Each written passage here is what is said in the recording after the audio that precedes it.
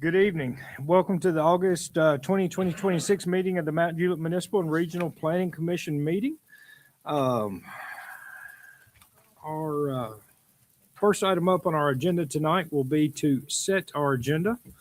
I do have one change and one request.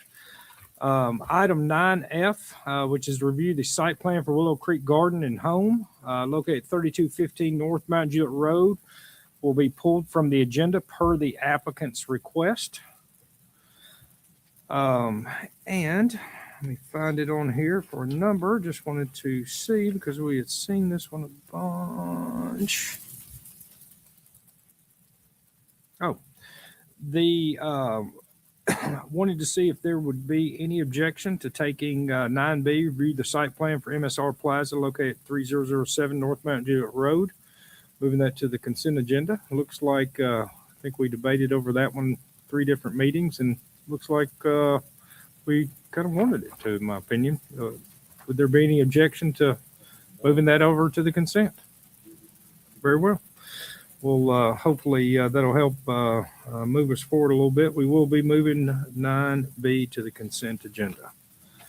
Any other changes, amendments? We'll set the agenda as stated. Next item up will be our staff reports. We'll begin with our city planner, Mr. John.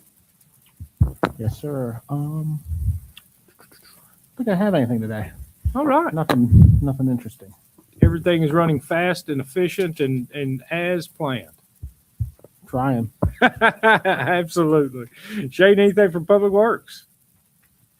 Yes. Oh, God. I'll keep it quick.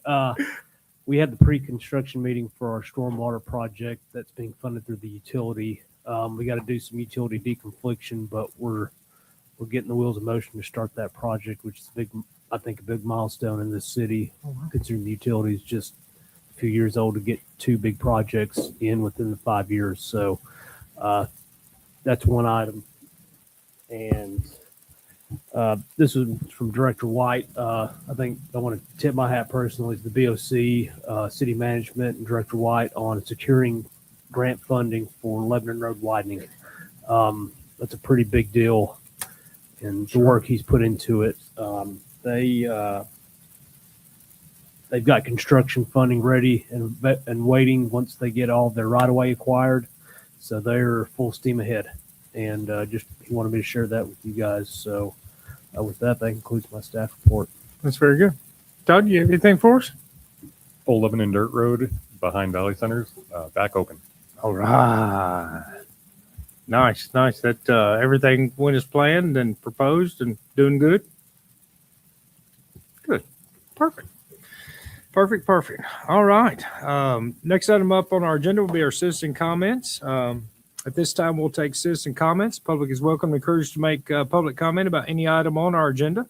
There will be 2 opportunities for you to make comments. You may speak now, or you may speak when the item is presented to the Planning Commission. We do ask that you limit your comments to 3 minutes or less. Anyone wishing to address the Planning Commission at this time, please come to the microphone and name and address for the record. See no citizen comments at this time. We'll move forward with our next item up on the agenda, which is falls underneath the minutes approval. It's item 5A. It's to review and adopt the minutes of the July 16, 2026 Mount Juliet Regional Planning Commission meeting. Any changes, amendments, typos? Seeing none, I'd like to ask for a motion in regards to this item on our agenda. Motion? And a second. All those in favor signify by saying aye and raising their hand. Aye. Against? Abstentions? So approved. All right. Next item up on our agenda is our consent agenda items.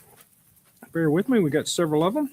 We'll begin with item 6A, sewer letter of credit number 55110808 for Wintry Pines, Phase 1, in the amount of $868,854 can be released. Item 6B, sewer letter of credit number 55110810 for Wintry Pines Phase 2 in the amount of $122,217 can be released. Item 6C, Sewer letter of credit number 55110833 for Windtree Pines Phase 4A, 5A, 6A, and 7A in the amount of $284,393.50 can be released. Item 6D, review the final plat for Providence Commons Phase 2, located 631 through 703 South Mount Juliet Road. Item 6E, review the final plat for Legacy Point, Lot 11, located at 100 Legacy Point Boulevard. Item 6F, review the final plat for 2819 Old Lebanon Dirt Road. And item 9B, which would be to review the site plan for MSR Plaza located at 3007 North Mount Juliet Road. Begin with our city planner, Mr. John. Staff just recommends approval with the conditions in the report for all these. Thank you. Shane, anything from Public Works? Ditto. Very good. Questions or comments from the commission? Seeing none at this time, I do need to close our planning commission meeting in order to open a public hearing. Public hearing is in regards to items 6D, 6E, and 6F. 6D is review the final plat for Providence Commons Phase 2, located 631 through 703 South Mount Juliet Road. Item 6E, review the final plat for Legacy Point, Lot 11, located at 100 Legacy Point Boulevard. Item 6F, review the final plat for 2819 Old Lebanon Dirt Road. Anyone wishing to make comment during the public hearing in regards to any one of those three items are welcome and encouraged to do so. Please come to the microphone, state your name and address for the record. Seeing no citizen comments at this time, we'll reopen our planning commission meeting, at which time I am looking for a motion in regards to the items on our planning commission agenda, our consent agenda.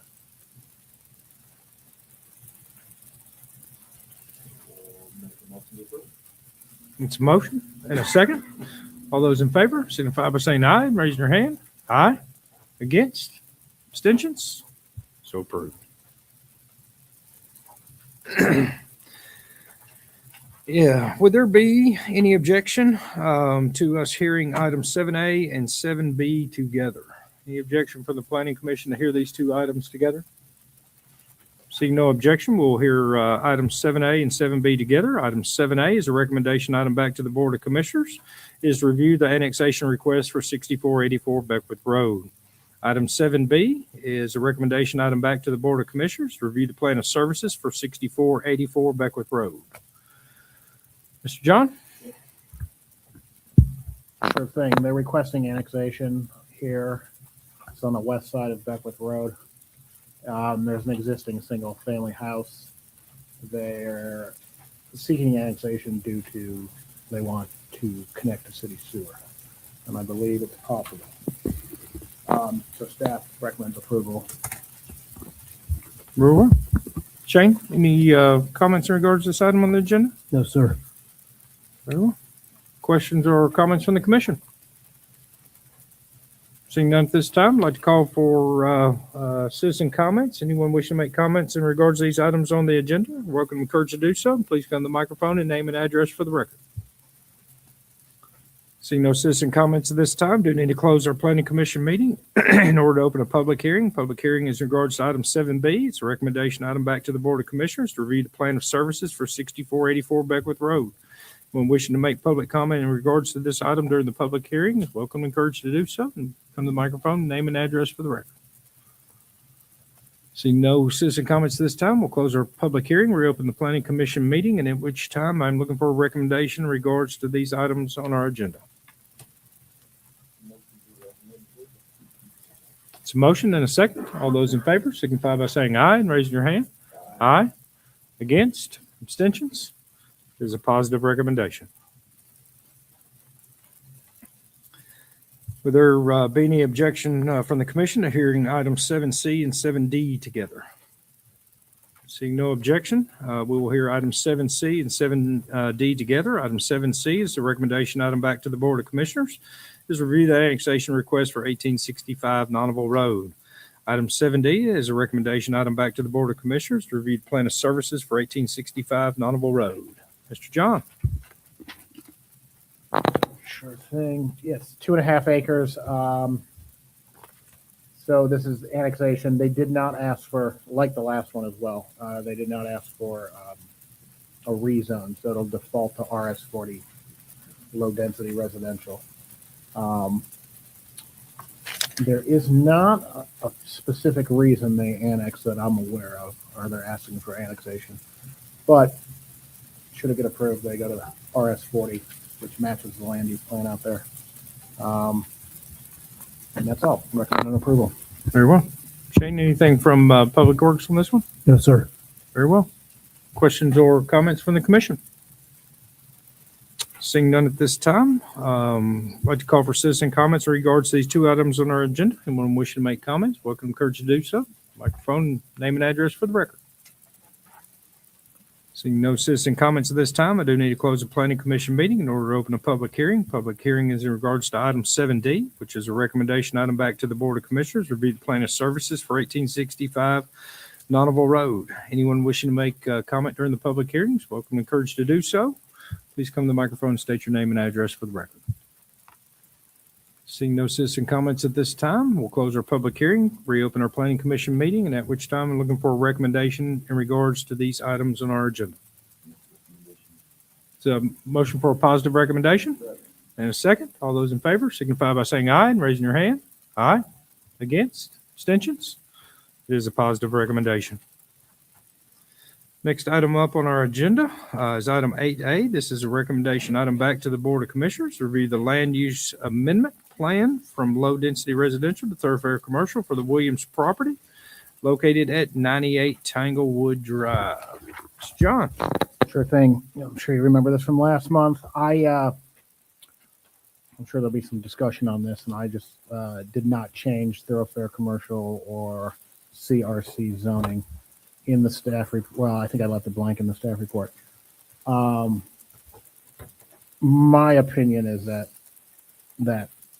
I stand with the last month's recommendation on this one, but of course, I think there's some discussion to be had here with this one, and we'll let that.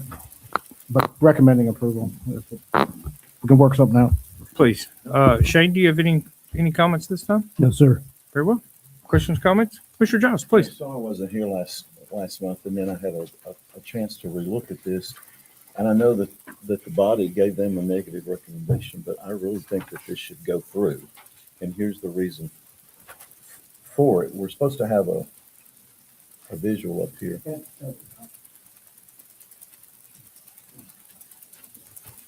Okay, John, you want to explain this? Well, this is just a screenshot of the land use plan for context. The red is thoroughfare commercial along Lebanon Road. Right. Are you all aware of what the property is? It's kind of in the center of the page there, in between Greenhill and Tanglewood. Anyway, does everybody know where this is on here? Mm-hmm. Use that. Okay. So here's the thing that if you look at this, and I think some of the comments from the last meeting was that we've not had one like this, but here's the thing about it. If that zone, which the frontage on the Lebanon Road is CG, correct? And I think this is coming in as CRC. But the thing about it is, what I'm hoping will happen is that someone will either buy both of these, or this front lot will buy that, because they don't have any room for anything anyway. And with one lot there, I mean, we don't have a whole lot, if y'all think about it, on Lebanon Road at this area, which serves all of North Green Hill Road, if you think about it. So if that was redeveloped, that whole corner right there, I think it would add not only tax dollars to our city, but convenience to the citizens that live down through there. So the closest thing is the DG up here on the hill from it. So I am for this, and so I'm going to represent the neighborhood here, and most of us who live in that on that street in Tanglewood, right behind that, the folks that I've talked to have a negative concern about this, concerned about the situation, because the property right next to it, and we discussed this at the last meeting as well, has had some issues keeping it clean, and it's right next to the neighbors. And are you saying this lot has had issues keeping it clean? no, the one on the other side of the street there, that has those 3 buildings, businesses right off of Lebanon Road. Oh. And they're stacked, right, I know. one behind the other.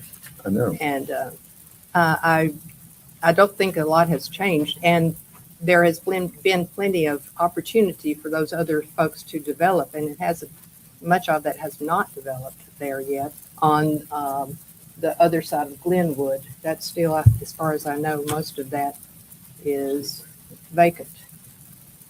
And so they have a place to build at this point, is my perspective. But I know that we had the neighbor who spoke last month as well and was concerned about it also. And then I think Luke mentioned the concern about the drive in and out if something were to be placed in there. Are you Yeah. still thinking that, or what? No, that's what I was going to share. And actually, Commissioner Giles, I'm last month, I couldn't be more agreeable and supportive of that as well. But my comment back towards that was that I felt like that they needed to come in together.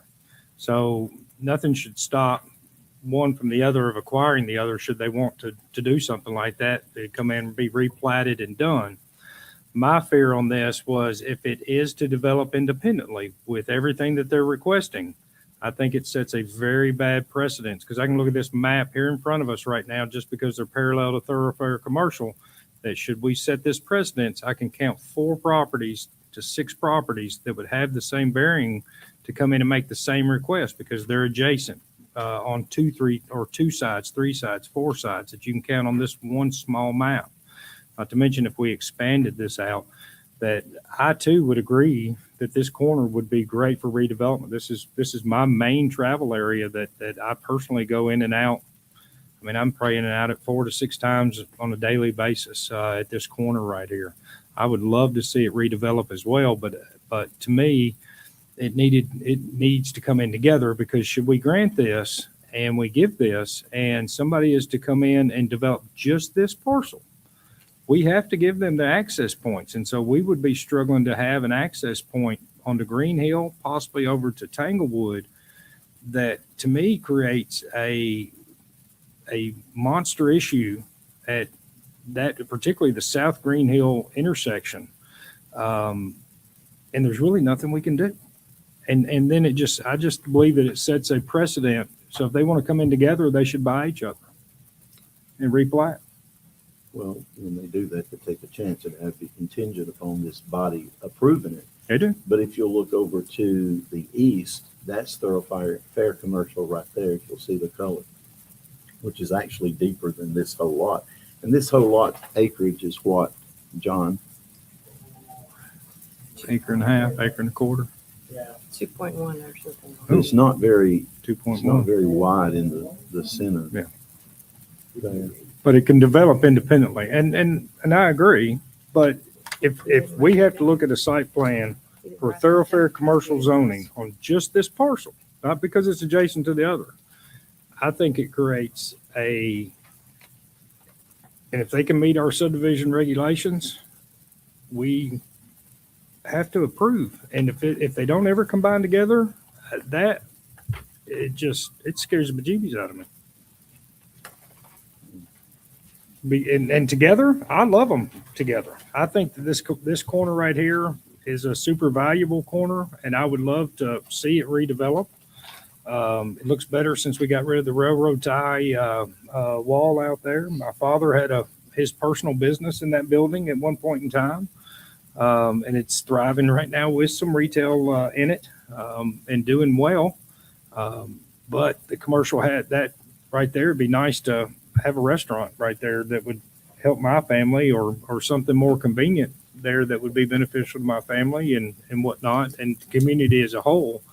But I just think that with the depth of this one, and if it should develop independently, I just think the can of worms that can come out of that are scary, and it can. Well, it can. But they would have a Class D buffer, as we all know. So that would shield some of your, obviously that would help in your, There's a buffer on the other side Yeah. too, and it's Yeah. And I don't mind the Scary. buffer. It's the ingress egress. Could they even build? Yeah, A you're building you're with putting the buffer? access in the middle of a turning lane. No, he's saying, could they even build a building with the buffer because of something about the. The The width size. of The the width lot? of it, Like, yeah. I don't know where a building's gonna go. These days, creativity of setbacks is you can come to this meeting or Yeah. no bounds. Well, there would be a Class D buffer, and you've got a good point. There wouldn't be a lot of room, and I think that's why it would be more Yeah. obviously attractive for someone to try to buy both of them, or the I agree. owner of this to buy that, because then you're just talking about the one Class D Yeah. buffer back there. So if we open the same argument up for this property, just look right there to your right on Glenwood. You got one deep right there, and they're surrounded on three sides, just like this property. I don't think that I would desire to have that house turn commercial right there. And it's kind of the same argument there on, now Glenwood's not as traveled, but I would say that those people on Glenwood, that one house right there on Glenwood would have the same basis of argument to request the same thing. And should this go through? They I could, think- as well as some other things. I know. But there Some of again, those- that some one's of not those on two Green there. Hill, so they do not have the ingress and egress on Green Hill. Yeah. And And you this, make a good point about it, Luke. There again, I mean, y'all gave it a negative recommendation. I would have voted positive. I'm gonna vote positive tonight. Sure. So, sure. Yeah. And I agree with you 1,000% that it's got good merit. I'd love to see the corner redeveloped, but I'd like to see them replat and come in here for something appropriate and combined together. I think it's got a lot of merit to it, but just independently out there and the things that run through my mind of how and what could be put on there with this zoning and this land use plan. I don't know that I would be necessarily excited about it. And the church next to it, I think, is also a daycare center that has quite a bit of traffic coming in and out of that area off of South Green Hill as well. yeah, and Just that's a note. down here on the south side of that, isn't it, where they Mhm. come in now? It's a church and a daycare. Further questions, thoughts? Commissioner Giles, any- good? No. John, you got anything else to say? Let's go ahead and call for citizen comments in regards to this item on the agenda. Anyone wishing to make comment in regards to this item on the agenda is welcome and encouraged to do so. Please come to the microphone, name and address for the record. Dwayne Lanham with Benchmark Realty, representing Mr. Danny Williams. Saw y'all last month. We'd sure appreciate the consideration. One of the comments made last meeting was that the property that's right there at the corner of Tanglewood and Lebanon Road was thought to be residential, but it's commercial. So I didn't know if there was any confusion about that property or maybe something else that was mentioned. So that whole stretch from the Green Hill side back to Tanglewood is all CG. And then the property that's in a little bit in people's mind about being sort of in a disarray right there on across the street on the Tanglewood side. That stretches all the way down past Mr. Williams' property here on that left border. So you got it all the way down to here. And then he's got an entryway that comes in. As soon as you come off the street, maybe about 75 feet, you take that left turn. And then the neighbor, Mr. Goda, that comes back on the Green Hill side, he has a little bit of an entry, which most of his customers that come out of there have to make that right turn with the busyness of the road that's already in play. They have contacted Mr. Williams about the lane expansion. He has approved that and taken their consideration of the money that they've offered. So that helps out with the traffic flow. And then so, would even be, I'm sure that the buyers of the property would even be open just for a right turn only when it comes off of Green Hill. And then it's just a small distance, a short distance back to an entry point there at Tanglewood, which I don't believe that, looking at it, you guys know better than I do, but if you even had an office and professional services that were there, that you really wouldn't have that much traffic coming back into the neighborhood to cause a detriment that way. Sometimes they may come down Tanglewood, take that right turn to get back over to South Green Hill, but a lot of people are already doing that anyway, really just to kind of cut off having to go to that light. So those are just some of the points I just wanted to bring up. Was, I guess, about to take a vote on it, and we would sure appreciate your consideration. Thank very you. much. Yes, sir.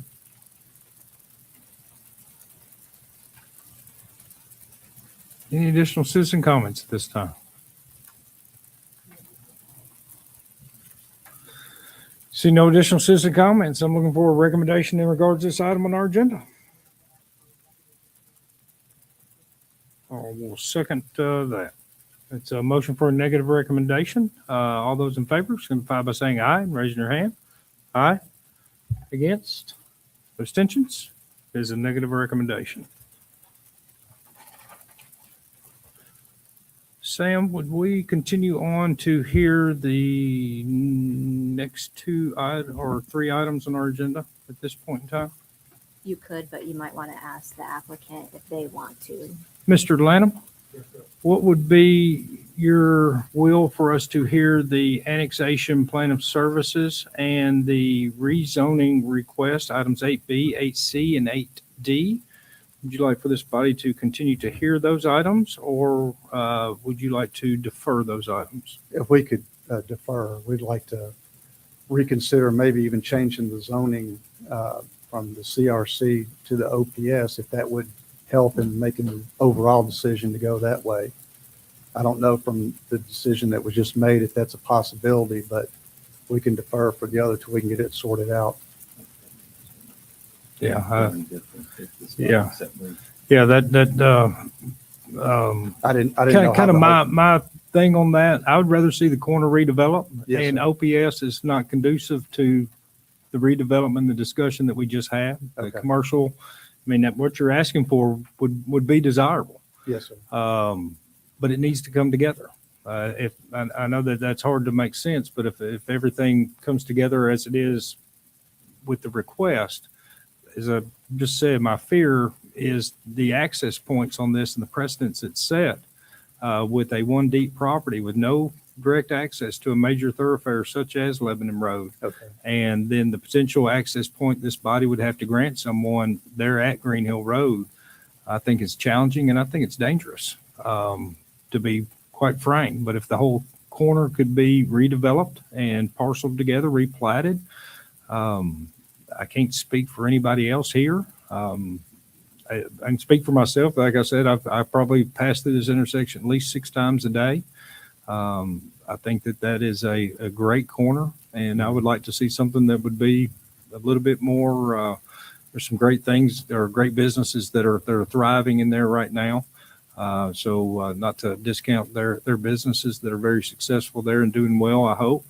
But something such as restaurants or convenience retail or office or whatever it may be, whatever somebody's vision is for the corner right there. But kind of with this one deep property, it kind of needs to be combined together Yes, sir. with that property should it be the desire out there. So it's not necessarily against that, but the access points that would have to be granted are just not right. With the thought that it would be better to come in off Lebanon Road, or if That'd be fabulous. the guy, That would Mr. immediately Goda, be who the owns thought. the- You would improve that Lebanon Road access out there. Yeah. Potentially even, that access could even be moved. In looking at it, whether or not it looks like it's total of 3 parcels right there that front Lebanon Road. Of course, looks like you front the entire backside of them.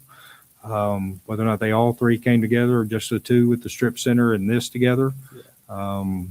It gives you direct access to Lebanon Road and certainly a traffic improvement and a good way in. You mentioned access there. I could see maybe a right in right off of Green Hill Road to access this property, and then then an out back up on Lebanon Road. Somebody with some good vision and good engineer, good architects, and I imagine something really nice could be done with this corner. okay, But if it stays independent, just the fear of a commercial overlay on this one parcel and being a property deep with no frontage, it's not only the ingress egress from my standpoint, but it's the precedence it's set. Like I said, on this map, I can count at least 4 to 6 that if this is granted, that we would have to do the same. Right. And I'm sure that you would argue to say that, I wouldn't want that if that one were to request it. So, We were hoping with the busyness of the Green Hill side that it would be more of a blend into a commercial situation. yeah, So it's a the little bit access, different than it's the access point on Green Hill that is Yeah, it's a little one of the tricky. scariest points. Right. Yeah. It's a little different than the Because it's Greenwood. right into, you can imagine if someone is coming, wants to go southbound on Green Hill, but then they want to turn into this lot, that they're going to push traffic back onto Lebanon Road because traffic's already queued up trying to get through the intersection going north on South Green Hill. And you've caused a malfunction junction Sure. right there, probably one of our busiest roads in Mount Juliet is South Green Hill. Right. So it just good design and some good thought to it. There's merit.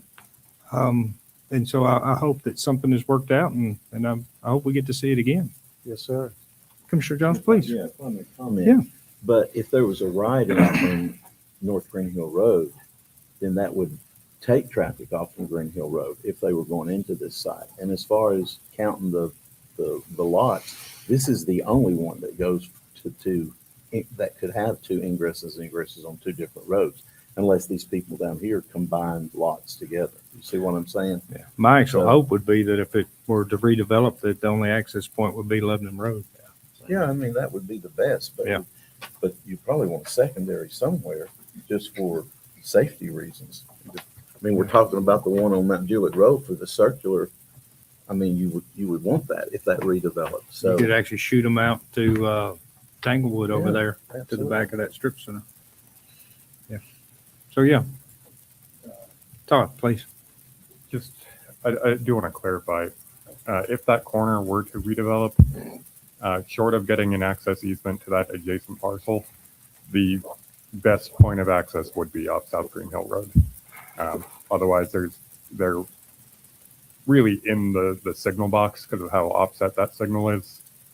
So they're kind of in a rock and a hard place getting access to that lot in general. So basically, if they want to combine together, come let us take a look at it. Right. Yeah. Yes, sir. Wonderful. Thank you. All right, That, that is a deferral by the applicant. Item, let me read these three real quick. Item 8B, which is recommendation item back to the Board of Commissioners, review the annexation request for the Williams property located at 98 Tanglewood Drive has been deferred per request of the applicant. Item 8C, which is recommendation item back to the Board of Commissioners, review the plan of services for the Williams property located at 98 Tanglewood Drive has been deferred per the applicant. Item 8D, which is a recommendation item back to the Board of Commissioners, which is to review the rezone request from Wilson County R1 to CRC for the Williams property located at 98 Tanglewood Drive, has been deferred per request of the applicant. Next item up on our agenda would be item 9A, is review the final master development plan site plan for Acorn Property Spectrum Sound located at 7110 Central Pike. That is Mr. John. Thing. Spectrum Sound in Area G of the Providence Central PUD. This is on the west side, south side of Central Pike. A little bit of context over there. That's that part of the PUD, CMU. Behind it to the southwest would be RS20, which is also part of that PUD. Spectrum Sound, this is a commercial audio video system integration and installation, high-end live sound gear rentals and tour support, and professional audio technology sales and for major venues. So that's the use. On the FMDP, or on the preliminary master development plan here, this area was earmarked for big box kind of development, parking in a big commercial box somewhere in the middle. It's essentially what we got going on here.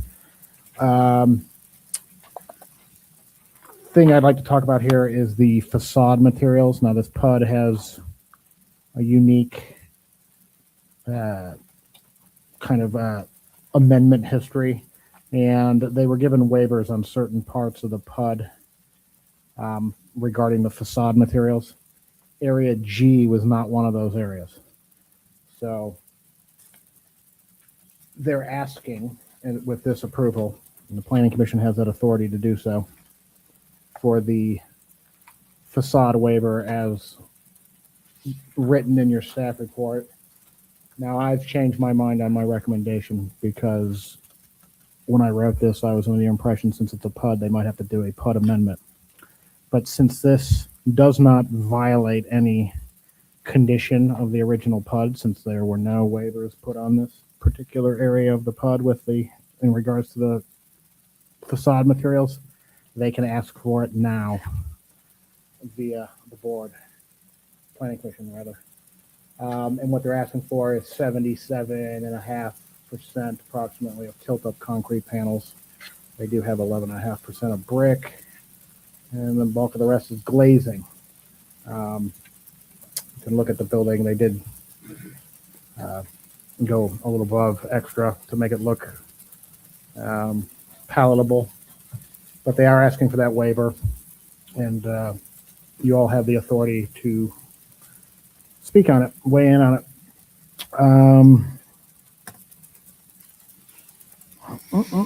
I think that's the bulk of it. That's the big things with this. The rest of it looked pretty good. So staff does recommend approval. And I can support the waiver now for this type of use, type of building. Thank you. Thank you. Jane, Public Works? Staff recommends approval with our conditions, but I would like to strike condition number 6, since West Wilson Utility is not the water service provider in this area. Very well. Todd, you got anything on this one? Yeah, so just for the commission's consideration, the access into this lot itself is fine. It meets code, it's great. However, this will be setting the precedent for the lot across the extension of Providence Parkway. The original PUD approved on CO02 actually doesn't show any access on that street, so we're really just going to be holding them to that more likely than not.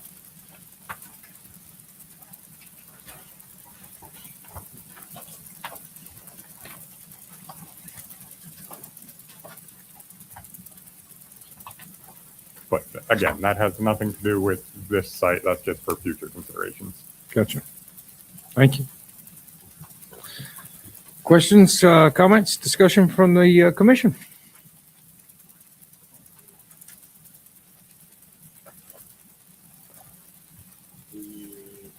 Commissioner Bowman? One of the things that I'd like to see updated is the landscape requirements.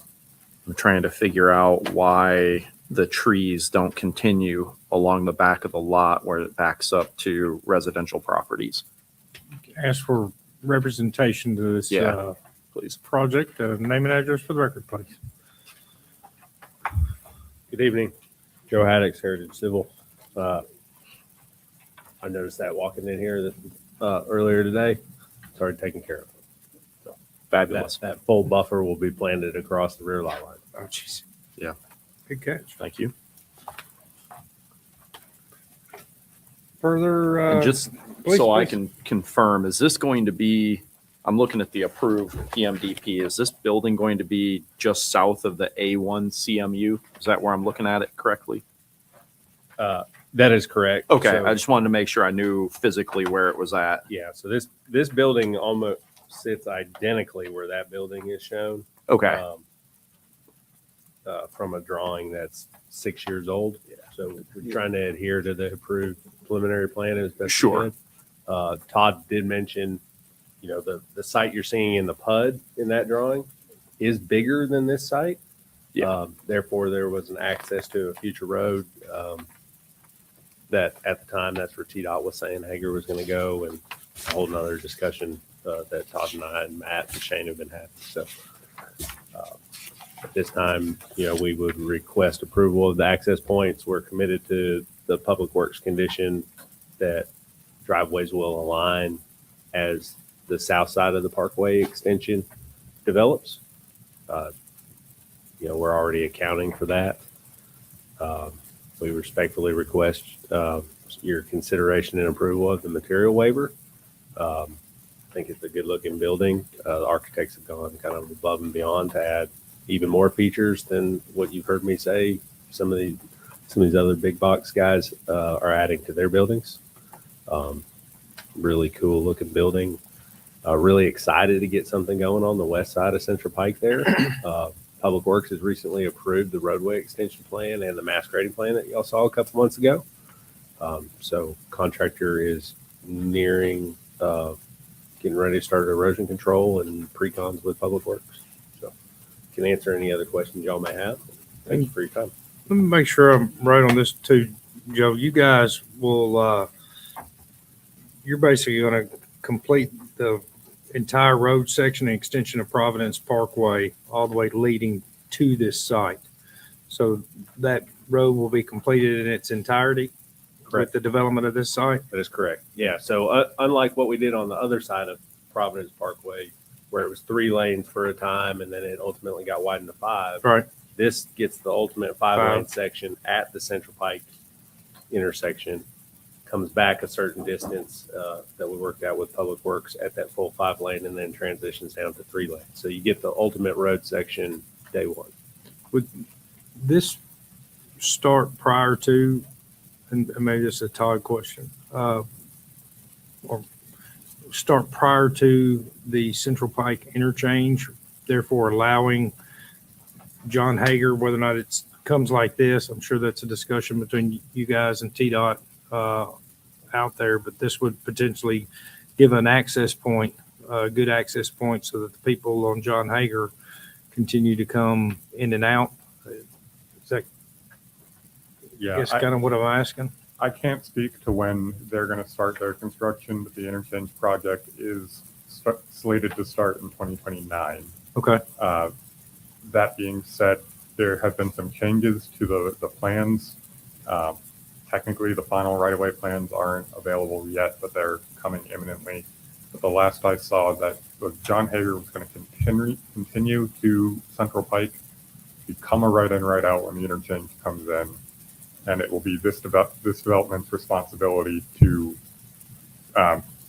essentially install that realigned John Hager that TDOT was previously going to do. Okay. So that connection is coming with this, but they're going to track independently, really, of when the interchange comes in. But it at least gives an option or an access point right there with the folks that depend on John Hager, while Central Pike is kind of messed up there for a little bit, or pretty busy with a lot of activity on. Well, that would actually be the full build out of the PUD, because they're not building that connection yet. Okay. Would come with some of the other, if you look at that approved PUD sheet, it's going to come with some of those other sites, that A2, trying to find it. Yeah, A2, the northern half of A1, if you're looking at sheet CO.02. Okay. Because there's no PUD triggers on when that road gets realigned. Quite frankly, they weren't supposed to have to build that road. Jeez. But we're going to have a 5-lane road sitting there as a potential option, at least. Or would you guys, Joe, would you guys be ahead of that 29 date then? Yeah, we're going to start construction this fall. Should be complete next spring, early summer. Right. Kind of semi-traffic are we looking at overall? It makes me a little nervous. Very minimal. Yeah. I mean, this is not a daily, distribution hub. This is have the equipment ready to go for artists leaving on tour, coming in. They're loading it up. They're coming in. They're testing. It's not Cool. And heavy vehicles would not be required to go through any residential areas prior to getting to the interchange once Yeah. that comes in. Honestly, even before that comes in, they can stick to major collectors and arterials. Further questions, comments from the commission? Thank you. Thank you. See no further questions or comments this time. I'd like to call for citizen comments regards to this item on our agenda. Anyone wishing to make comment is welcome and encouraged to do so. Please come to the microphone and state your name and address for the record. Seeing no citizen comments at this time, I'd like to ask for a motion in regards to this item on our agenda. Motion of approval. It's a motion and a second. All those in favor signify by saying aye and raising your hand. Aye. Against? Abstentions? So approved. Please.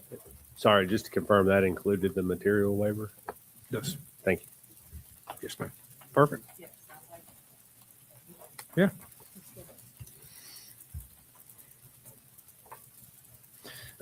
Next item up on our agenda is item 9C, which is to review the site plan for Mainstead at Golden Bear located at 4515 Beckwith Road. Mr. John?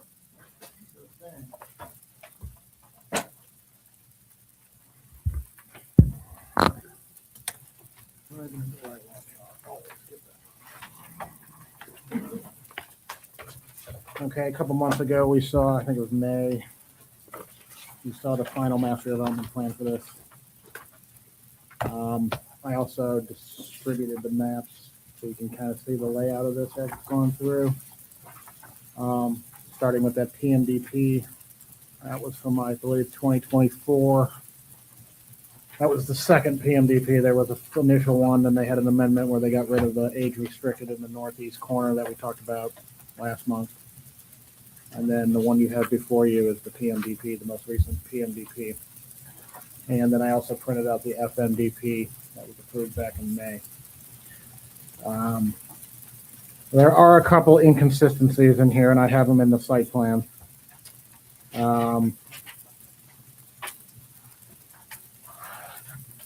And most notably, I think the FMDP showed 298 units in this plan. Before you've got 301.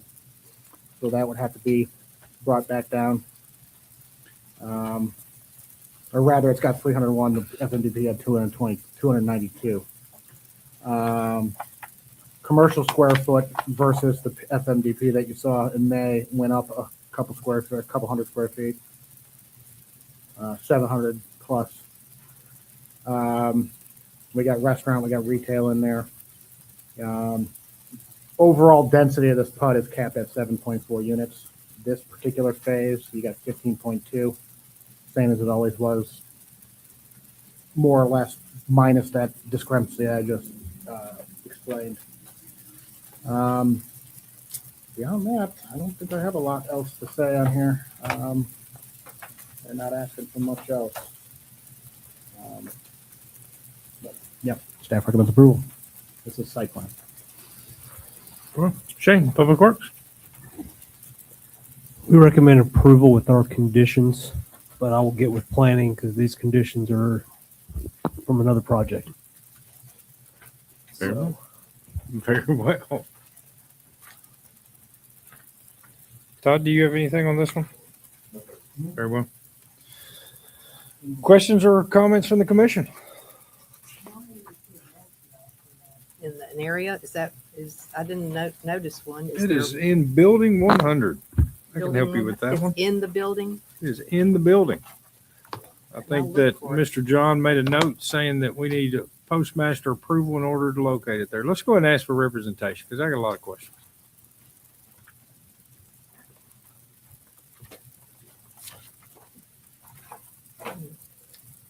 Drew Hardison, 615 Third Avenue South.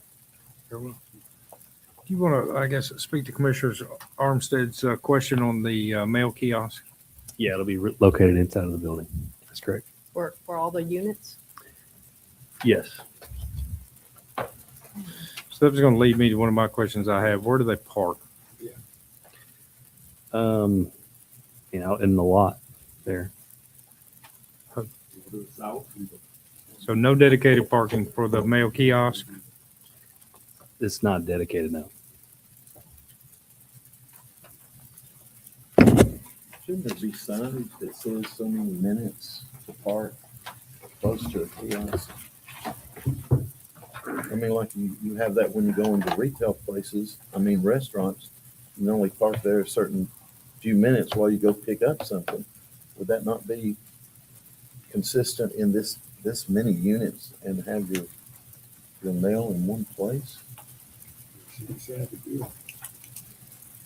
I don't think that we have an issue having that, yeah.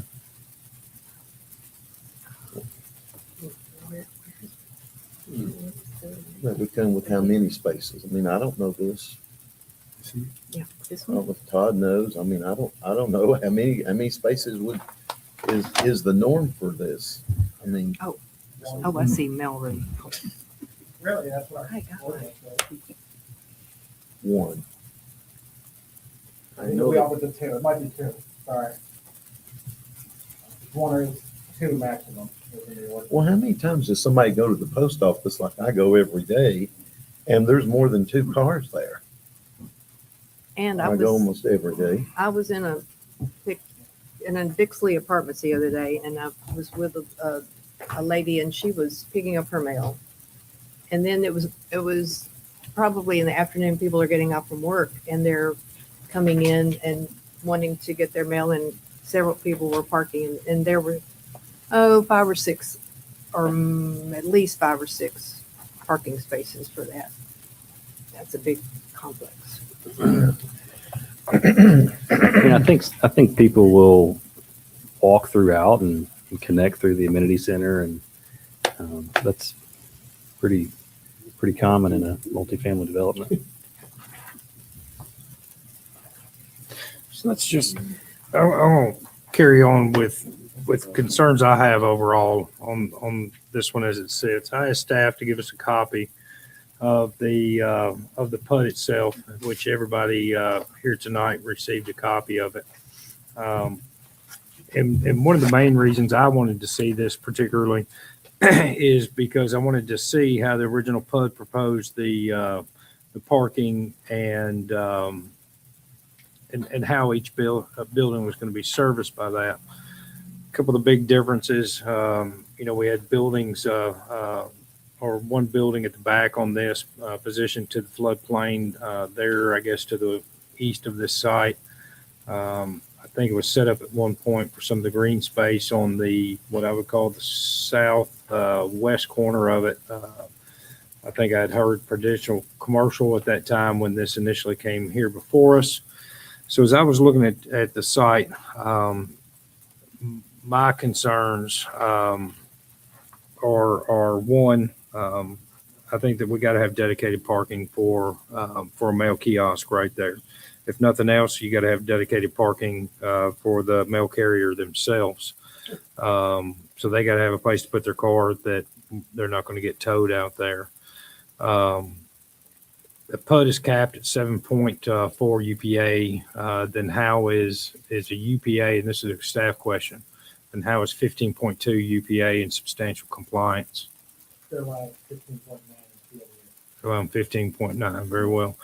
And then in looking at the overall design, we're like, well, let's do apartments, and then, hey, we still got some room left. Let's throw 3 townhomes in there. The logic to that one, something that I've never seen in 22 years sitting here, that you throw 3 townhomes in the middle of all apartments. Don't like that. That could easily be converted back to commercial, and commercial percentage to come up, because that was what was desired by this commission at the time that this PUD was approved.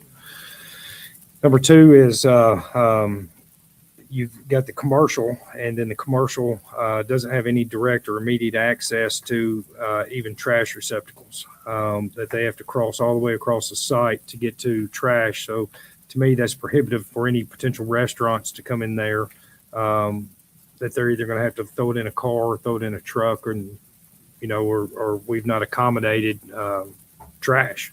So that to me says that none of my uses are going to be any kind of restaurants or anything convenient over there to them. 3 is I have 1, 2, 3, 4, 5, 6, 7, 8, 9, 10 sections that we've designed the parking to back into the drive lanes throughout this site on blind corners, blind intersections, that I don't see that the travel around this site and the way it's designed and the way that the parking, the building elevations, I think everything looked great. But the parking configuration on this and how you're going to drive and maneuver this site, I think it's just really poorly designed. I mean, we have traffic backing out. I'm happy to show you my plan and show you my concerns on it. But, you know, in the initial plan too, with where your northern parking is, you have parking place aligned to parking place. So we originally proposed we had green space separating that parking up there on the north side of this development. And I mean, you have cars backing into intersections. And I just don't understand how that is a good plan or a good design that this body should approve and say, well, it works, it meets. I don't know how it works and meets where you put people backing into intersections. Are you referring to the north side, like the, Here, I would love to show it to you. okay.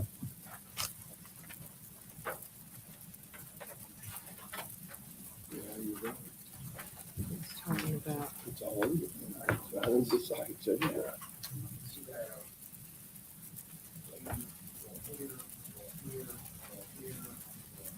Mhm.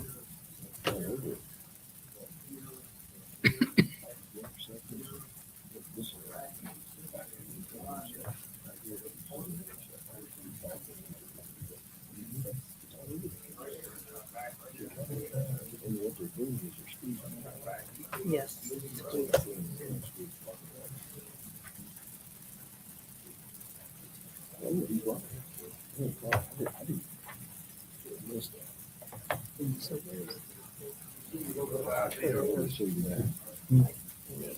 places backing in. What are you talking about? And those are just, it gives me the feel, your project as a whole I like, and your elevations I like, and everything that I like. But I feel like we struggled to get this many units in compliance with our parking requirements. And so Right, we put parking places in places that, exactly. in areas that I don't feel are well-designed or safe. And that's my only struggle with this project as we have before us right here, really. And that's just where my comments are with it. I'd like to see it develop. It does appear to be, now that I got to see this tonight as I came up in here, it's very similar to the design. I know I've been kind of outspoken on some of them coming forward to us that really haven't been very similar in their initial design on them and in compliance with our PUD improvement here. But the overall design and seeing what was submitted for the PUD does look pretty close in this case here. So I'll agree with staff's assessment on it. And I'd like to see it go, but it just doesn't, this one just doesn't feel that it drives right and is safe for the people that we're going to put in there. And I'd like to see the retail and potential restaurant component with it. And again, you know, where your retail is and your closest dumpster pad, I mean, you know, you got a good haul over there. And so how are we going to get, I'd like to see these attract, the commercial and the retail attract people that don't necessarily live in the apartments as well, to want to come here. And it just doesn't lay out like it's going to be an easy way in or out. And, you know, once people figure out they can't get in and out easy, then they have more of a tendency not to go. And I'd like to see the long-term success of this project be successful. And I was concerned about those 3 townhomes as well. It just looks so, just pushing people together and in such a small space here. But the pocket park, is that where that is behind the townhome units? Is that a potential playground? What is that meant to be? I didn't see it. I see the pool, the pavilion, and a fitness center. And I know that the designs of the apartments seem to be 1 and 2 bedrooms. Do you have 3 bedrooms there as well? I believe it's just 1 and 2. So Yeah. it's probably designed for beginning homes and younger Sure. people, Yeah. but they still have children sometimes. And I just was thinking that there's nothing much that benefits them in terms of a play area. I see that it could be there by the pool pavilion beyond that, a designated area. Mhm. And that's a lot of people. just a lot of people.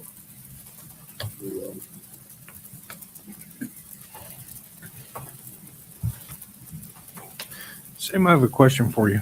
Is this, at this point of this project, is this one to where this body has the ability to put a trigger on the commercial with, versus CO?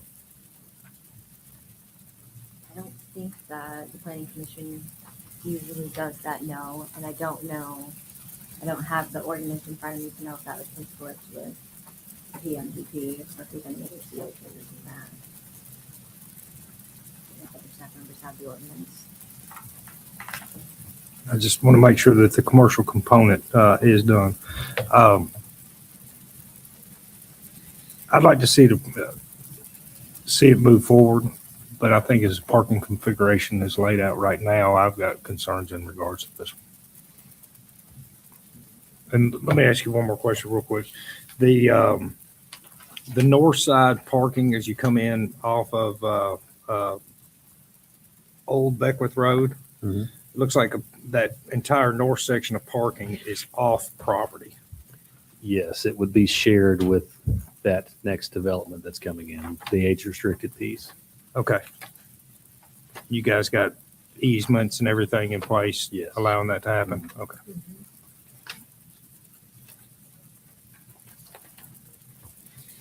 Was that necessary to get in compliance with our parking Yes. places?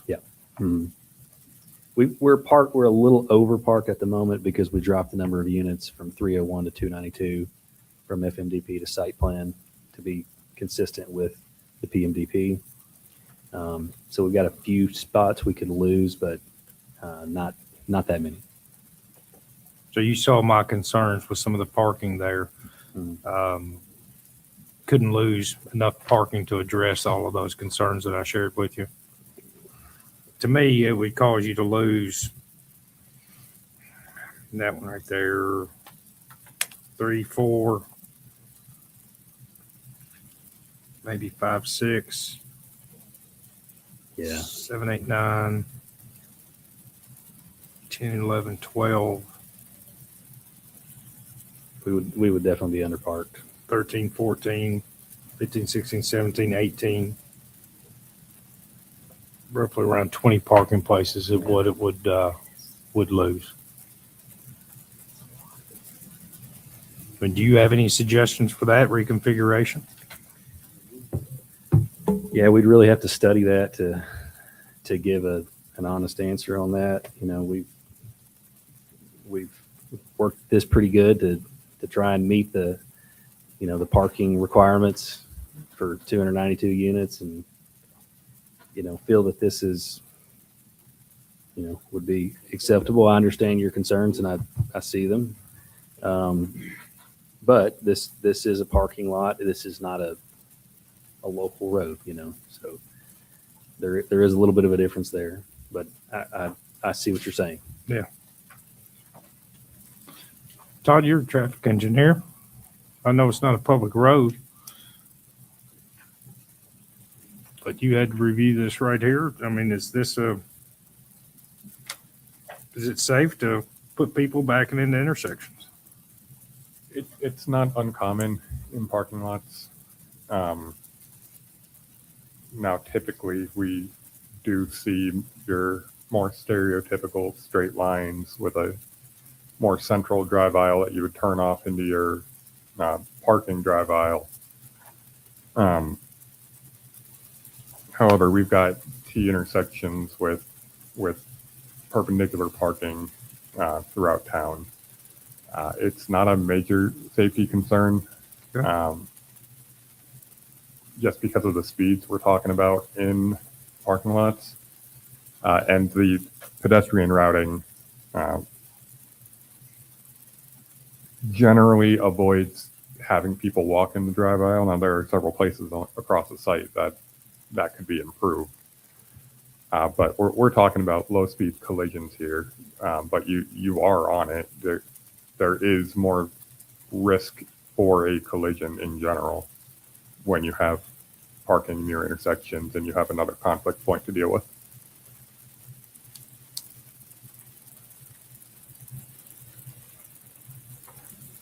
Good enough. You're my engineer. I'm not. Make a couple of notes here real quick to make sure it's included in here. It's just some additional crosswalk striping. I'd like to see crosswalk striping at the sidewalk section. At the, as you come in the north entrance, first parking lot to your right, you got sidewalk to sidewalk, no crosswalk. And that's adjacent to one of your main entrances. So just crosswalk striping there is seen in other places on the development. Same thing in regards, come through the roundabout on the east side there, adjacent to the clubhouse building, building 100 or apartment/clubhouse. Come through the roundabout to the south side of it. You have sidewalk crossing there. Like to see striping for a crosswalk right there. It's not necessarily leading to another sidewalk, but you're coming out of that. You're making all your commercial customers cross this entry exit point and having no dedicated crosswalk or anything right there for your commercial people to access the commercial buildings there for their parking. I think that is all that I got. Further questions, comments, Commissioner Franklin?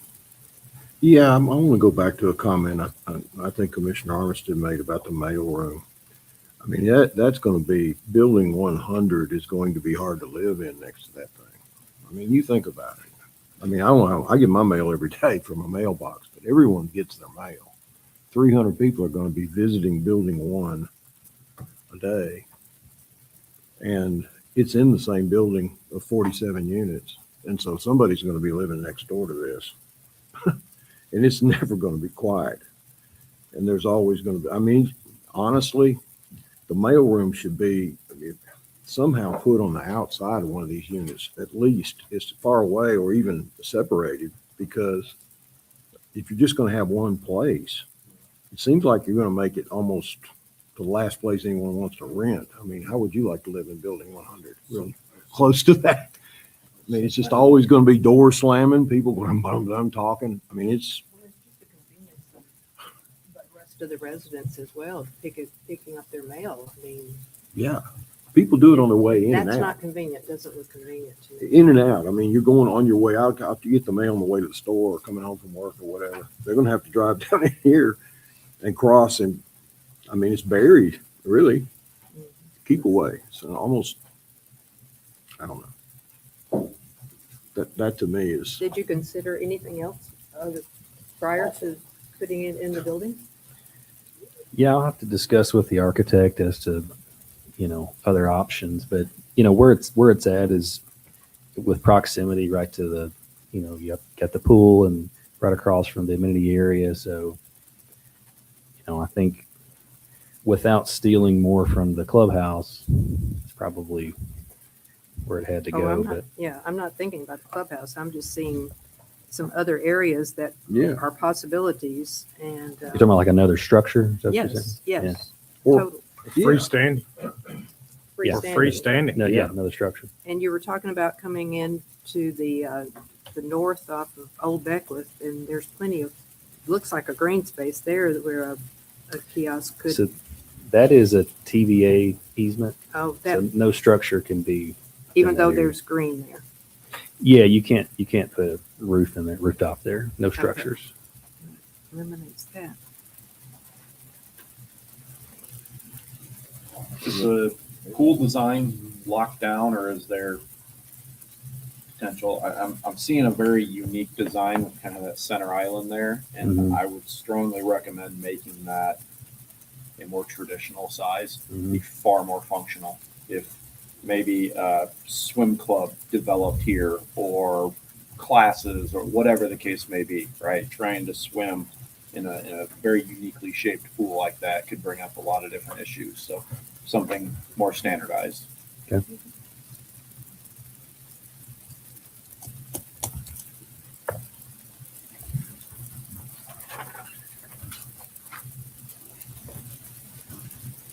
I'm just very wary of the no situation.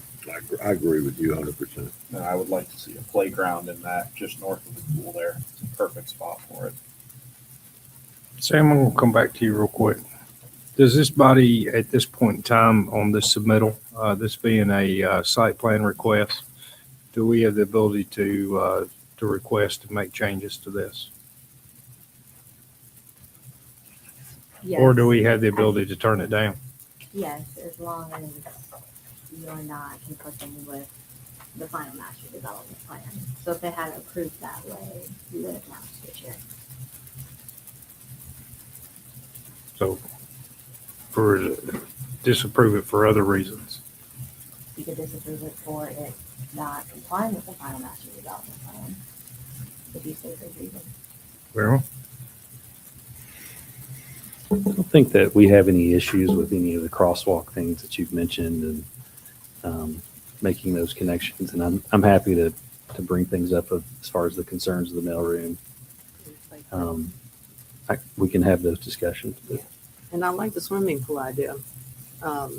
is- So that you could have a team there perhaps. That sounds really good for young folks. Plus maintenance, plus corners, a lot of ground. Yeah. Cool. Right, Art? Well, the only thing I have about the pool is this neighborhood probably is not going to have a lot of children in it. It's going to be 1 and 2 bedrooms. I'm So you don't have thinking a lot of teenagers. younger people that go out there and want to maybe see this kind of thing. Like when we go to Florida, a place, they've got islands in the pool. Mhm. Of course, it doesn't do anything for me, but kids and younger people, it does. So I don't know. I don't have a problem with the pool. But I think that they could do something with that building to make that kiosk separate or something. Because just like you're talking about the people going in, I mean, I go in late to get my mail sometimes. So, or if you're out of town and people come, everybody's not going to go to bed at 8 o'clock in here. So, I mean, you have people that travel and come back home, they're going to get their mail. So that could be 2 o'clock in the morning, 3 o'clock in the morning, whatever. The world, everybody doesn't go to bed at 9 o'clock, I guarantee you. Where do people in those two northern buildings take their garbage? The far north and the far northeast. yeah, they would come down to the south, but there's also access inside of those buildings as well. Wait, say again. There's also what? I believe there is a compactor. You're talking about buildings 200 and 300, right? Correct. I mean, I can see the south portion of Those- 300 has access to that one at the south compactor enclosure. Yeah. But that's quite a haul for 200, unless that building 700 maintenance is going to also have garbage. That one is not. Yeah, I didn't think it Yeah. was. So I'm seeing a total of 2 dumpsters for this whole, or am I missing one? I see. That's correct. I see two. I don't, There's one inside. do we have standards for that? Yeah, we have, man, Those are going to have to be didn't have it. gigantic dumpsters for 300 units. It was discussed. Yeah. Okay. I'm just thinking quality of life for these folks. man, I gotta be honest with you. Yeah, without the dumpsters, without the mail kiosk, the 3 townhomes give me a ton of heartburn. Our traffic engineer is good with the parking, but I mean, it just, You could have that mail kiosk over there where those 3 townhomes. I know that's not going to be equitable. I personally think that should review the staff comments and adjust accordingly. Pardon?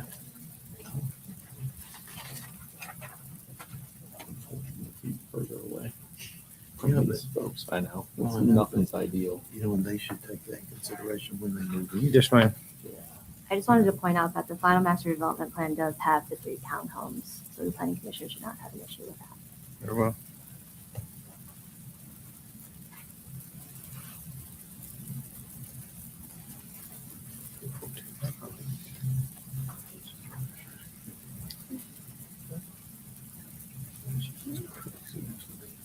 And there's been very little site plan changes since FMDP.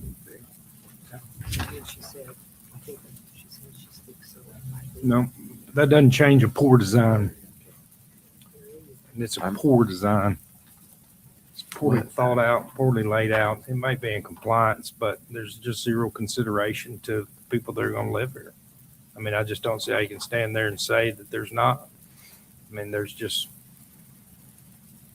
it's in compliance. We can say that. Outside of that, it's no vision. I mean, I could keep on with the adjectives, but And if I may mention, please. what happens when you don't have quality is that in the future, then the rent will drop. And you're going to have some situations, and I never voted for apartments in my previous time of commission. Never. And I do now because there's some places and I've had a total change now. But there again, the final design, the design should be for quality too, not just quantity. Because, you know, time goes by fast. And so what's going to happen 20 years from now? If people are not satisfied and they have to walk all the way across for this, or they have to take the trash all the way across this whole development, and all of this, who's going to live there? They only just live there a year and then you move somewhere else. And if people don't want to live there, guess what? The rent goes down, so more people comes in there. And you know where I'm going with this. So that's the only thing. So you got a good point, Luke.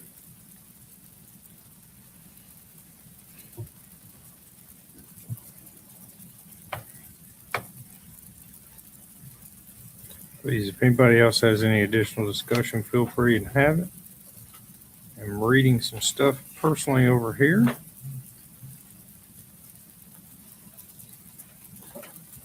I do have one more question. Please. What if the postmaster doesn't approve this mail kiosk being located internally in Building 100? I wouldn't. I mean, the postmaster, We have to basically go on you have? I mean, they have to first say. Yeah. And they haven't yet. Yeah.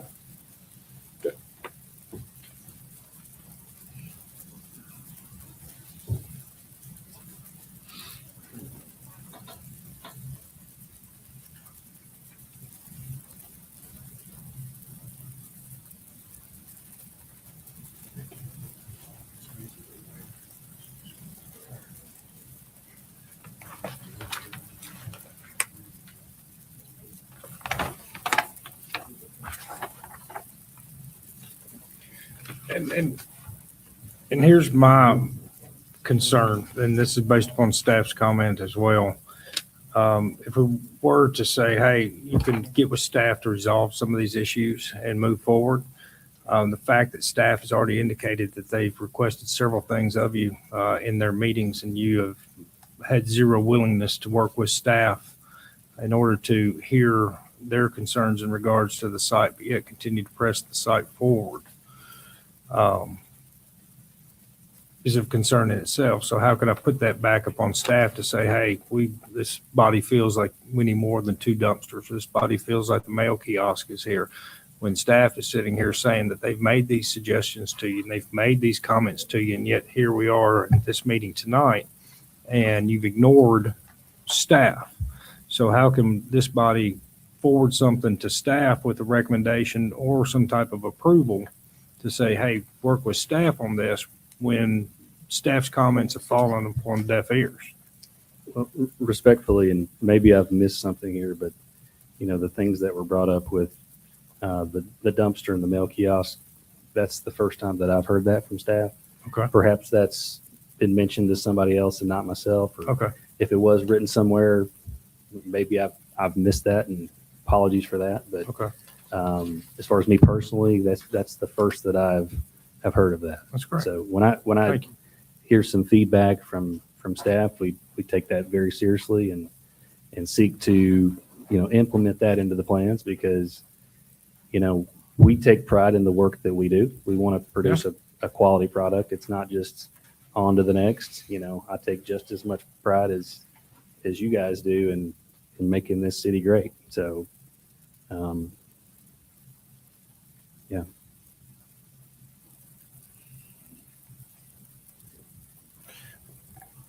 John, do you believe that the issues that you've heard from us here tonight, if we were to make those conditions of approval, that this would be able to be worked through by yourself and additional staff at the city? The mail, crosswalk. And dumpsters? I think that's about it. I Playground. don't even add conditions to it, like, just another, what's that, the condition? Okay. Sam, we're able to add conditions? Very well. As long as it doesn't conflict with what they got approved during their final master development plan. Very well. Perfect. I'd like to see the playground, regardless of the age there may be some children in there. All right. Further discussion, questions, comments? Well, just to say that, I mean, don't get me wrong in my comments about the mail room and all, but we want you to be successful. If you're successful, you're going to have a good business. Apartments are a business, and if they don't make a profit, they go down in value, and they're certainly not any pride to have in your city. And so, I respect all of the comments. We're all trying to make this a success. So, yeah, thank you for saying that. Well, all right. Thank you. Let's go ahead and open the floor for citizen comments. Any citizens wishing to make comment are welcome to encourage to do so. Please come to the microphone, name and address for the record.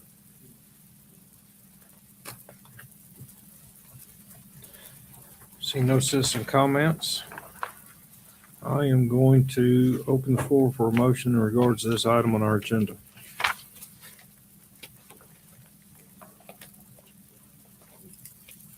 I think the restaurant should have a dumpster for itself. An individual dumpster for the restaurant.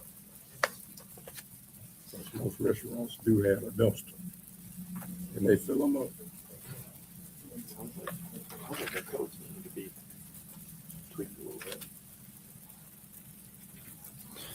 So I know I had a concern in regards to some crosswalks.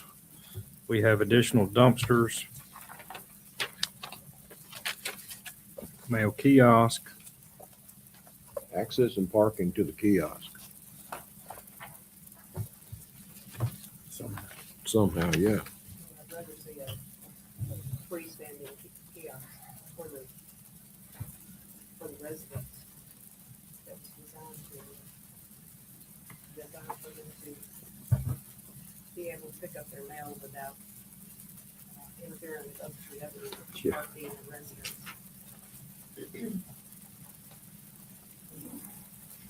Anybody like to dare to craft a motion in regards to this item?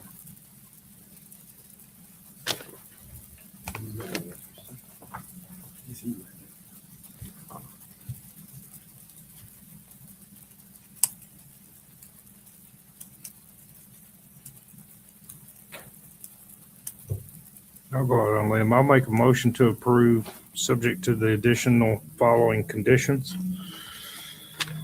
One is the addition of a crosswalk, and I will provide my drawing to staff that I have here indicating these points.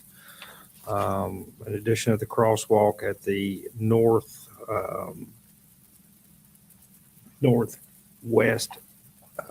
sidewalk connection as you come in off the north side.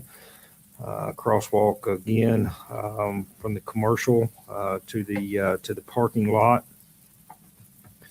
I'm going to include in that crosswalk section the extension of the sidewalk up to Old Beckwith Road. A additional, make sure that is it. An additional dumpster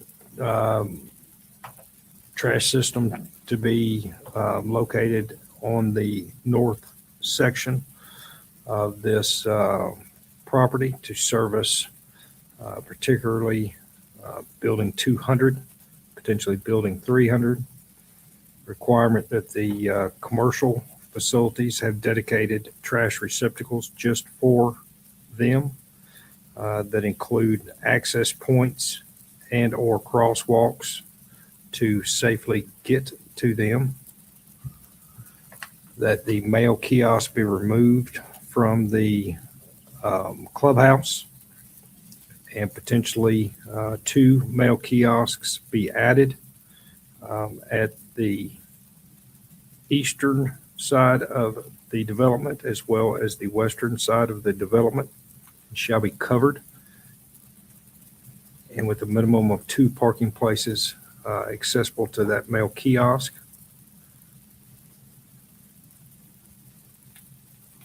And subject to all staff comments. That is my motion. Second. There is a motion and a second. All those in favor signify by saying aye and raising your hand. Aye. Against? Nay. Abstentions? So approved. Can't go for it, man. It's horrible. It's the worst one I've ever seen. Next item up on the agenda Never seen one that bad. is review the site plan for Inlight Beckwith, located at 12009 Volunteer Boulevard. Mr. John.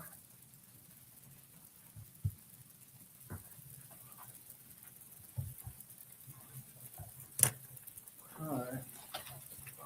Volunteer Boulevard, lot 7A. Little vacant lot. And essentially, they're asking for speaking to this, 112,320 square foot warehouse.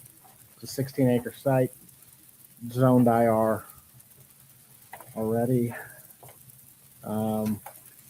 Typical of these, we've got a waiver request for precast concrete. I think the precedent in the area, it fits with its surroundings. I think that's it. This is pretty straightforward. No code involved here. It is 75 foot tall. Nope, that's all with conditions, approval with conditions listed. They're pretty minor. Very well. Shane, anything from Public Works? Staff recommends approval with our comments. Thank you. Questions, comments from the commission? The parking lot, and I think staff can help with this as well. Why does it not go all the way around in the front for fire access? Yeah, so there's a pretty significant stream location on the site.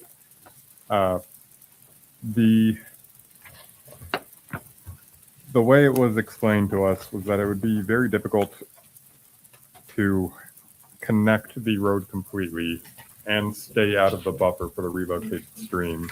So they did coordinate with the fire marshal several times actually to ensure that what they're showing would be acceptable for our fire department. I believe every point in the building is within 200 feet of an accessible spot for a fire truck, which is what our code requires.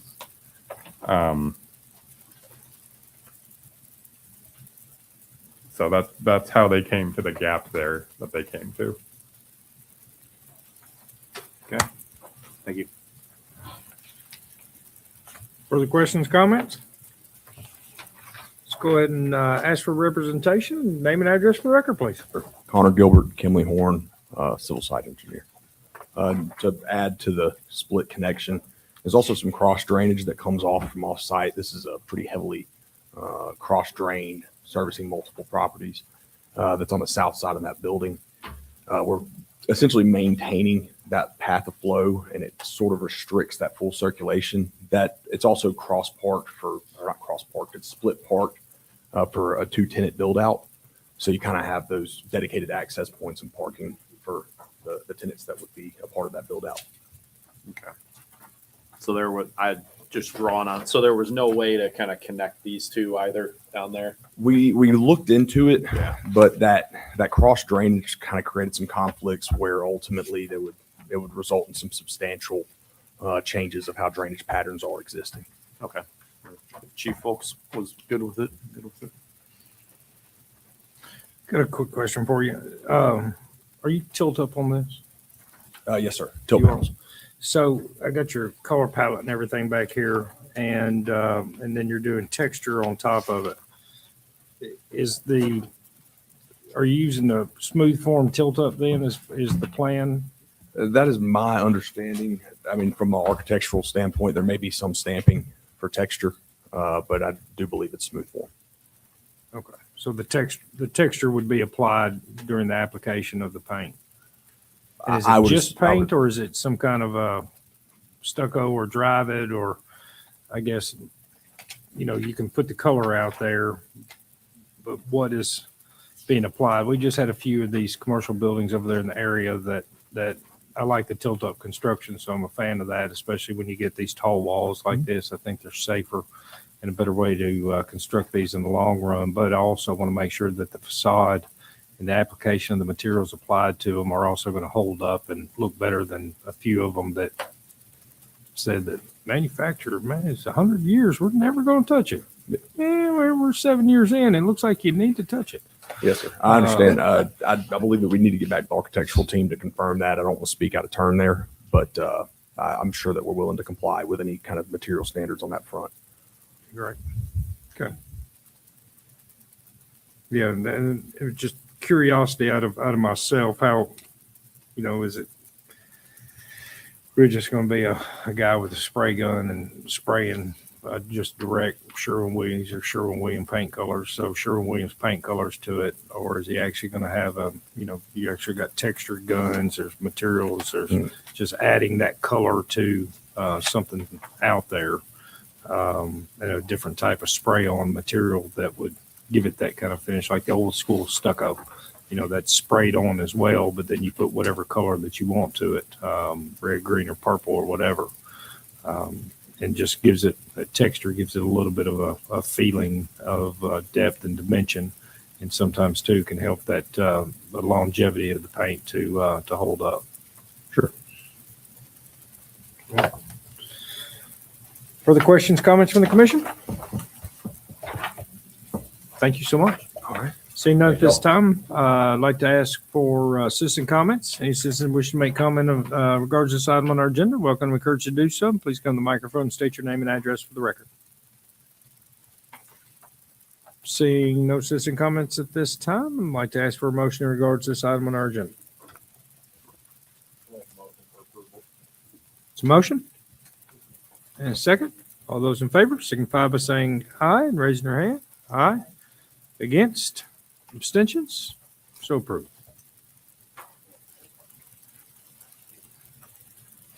Next item up on our agenda is item 9E, to review the site plan for Hickory Station West, located at 261 West Main Street. Mr. John.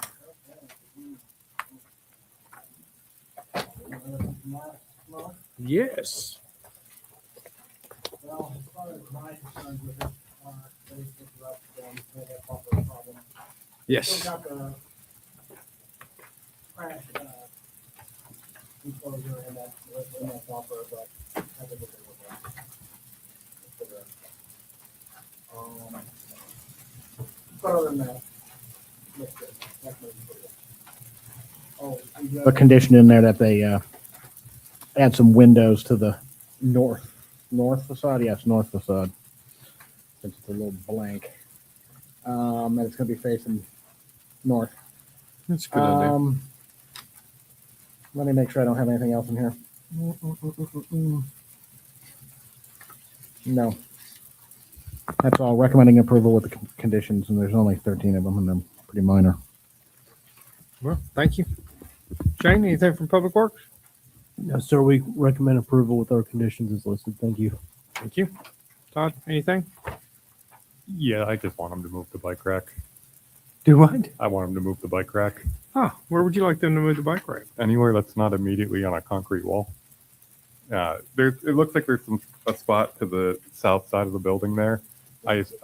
Your bikes would be blocking your sidewalk there. We cannot have that.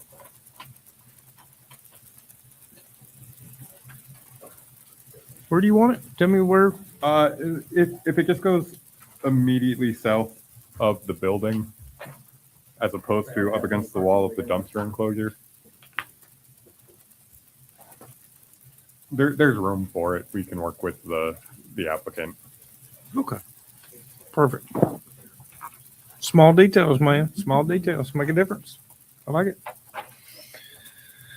Questions, comments from the commission?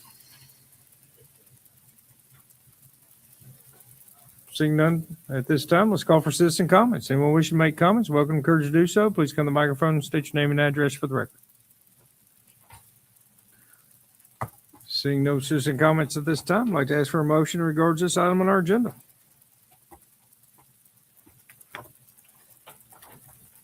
I'll make a motion to approve, subject to staff comments and the movement of the bike rack to a site as determined by our traffic engineer. It's a motion and a second. All those in favor signify by saying aye. Raise your hand. Aye. Against? Abstentions? So approved. Next item up on our agenda is a discussion item. It is item 10A. It is the land use plan and zoning ordinance amendment. Is this Mr. John? I'll give you an update here. So, I think there's a lot. This snowballs into a huge item if we do it correctly. And I think the way thinking about it over the last couple of weeks, I think the way to proceed, the most functional way, most likely way to get what we want is to amend the code. I think we can achieve what we need to do by tweaking our. Let me back up. We got two items here. Let's talk about the land. Let's talk about the zoning ordinance amendment with the substantial compliance, tightening those up. Those criteria. I've looked at PMDP checklist, what we require. I would probably, at this point, I'm going to leave that alone. We require quite a bit on the PMDP. There is language with the FMDP that I think we could finesse, in a way, because as we talked about last month, they're allowed to decrease things that we don't want them to decrease usually. I mean, it kind of runs counter to what we want. That's a pretty easy code amendment. The checklist item, pretty straightforward code amendment.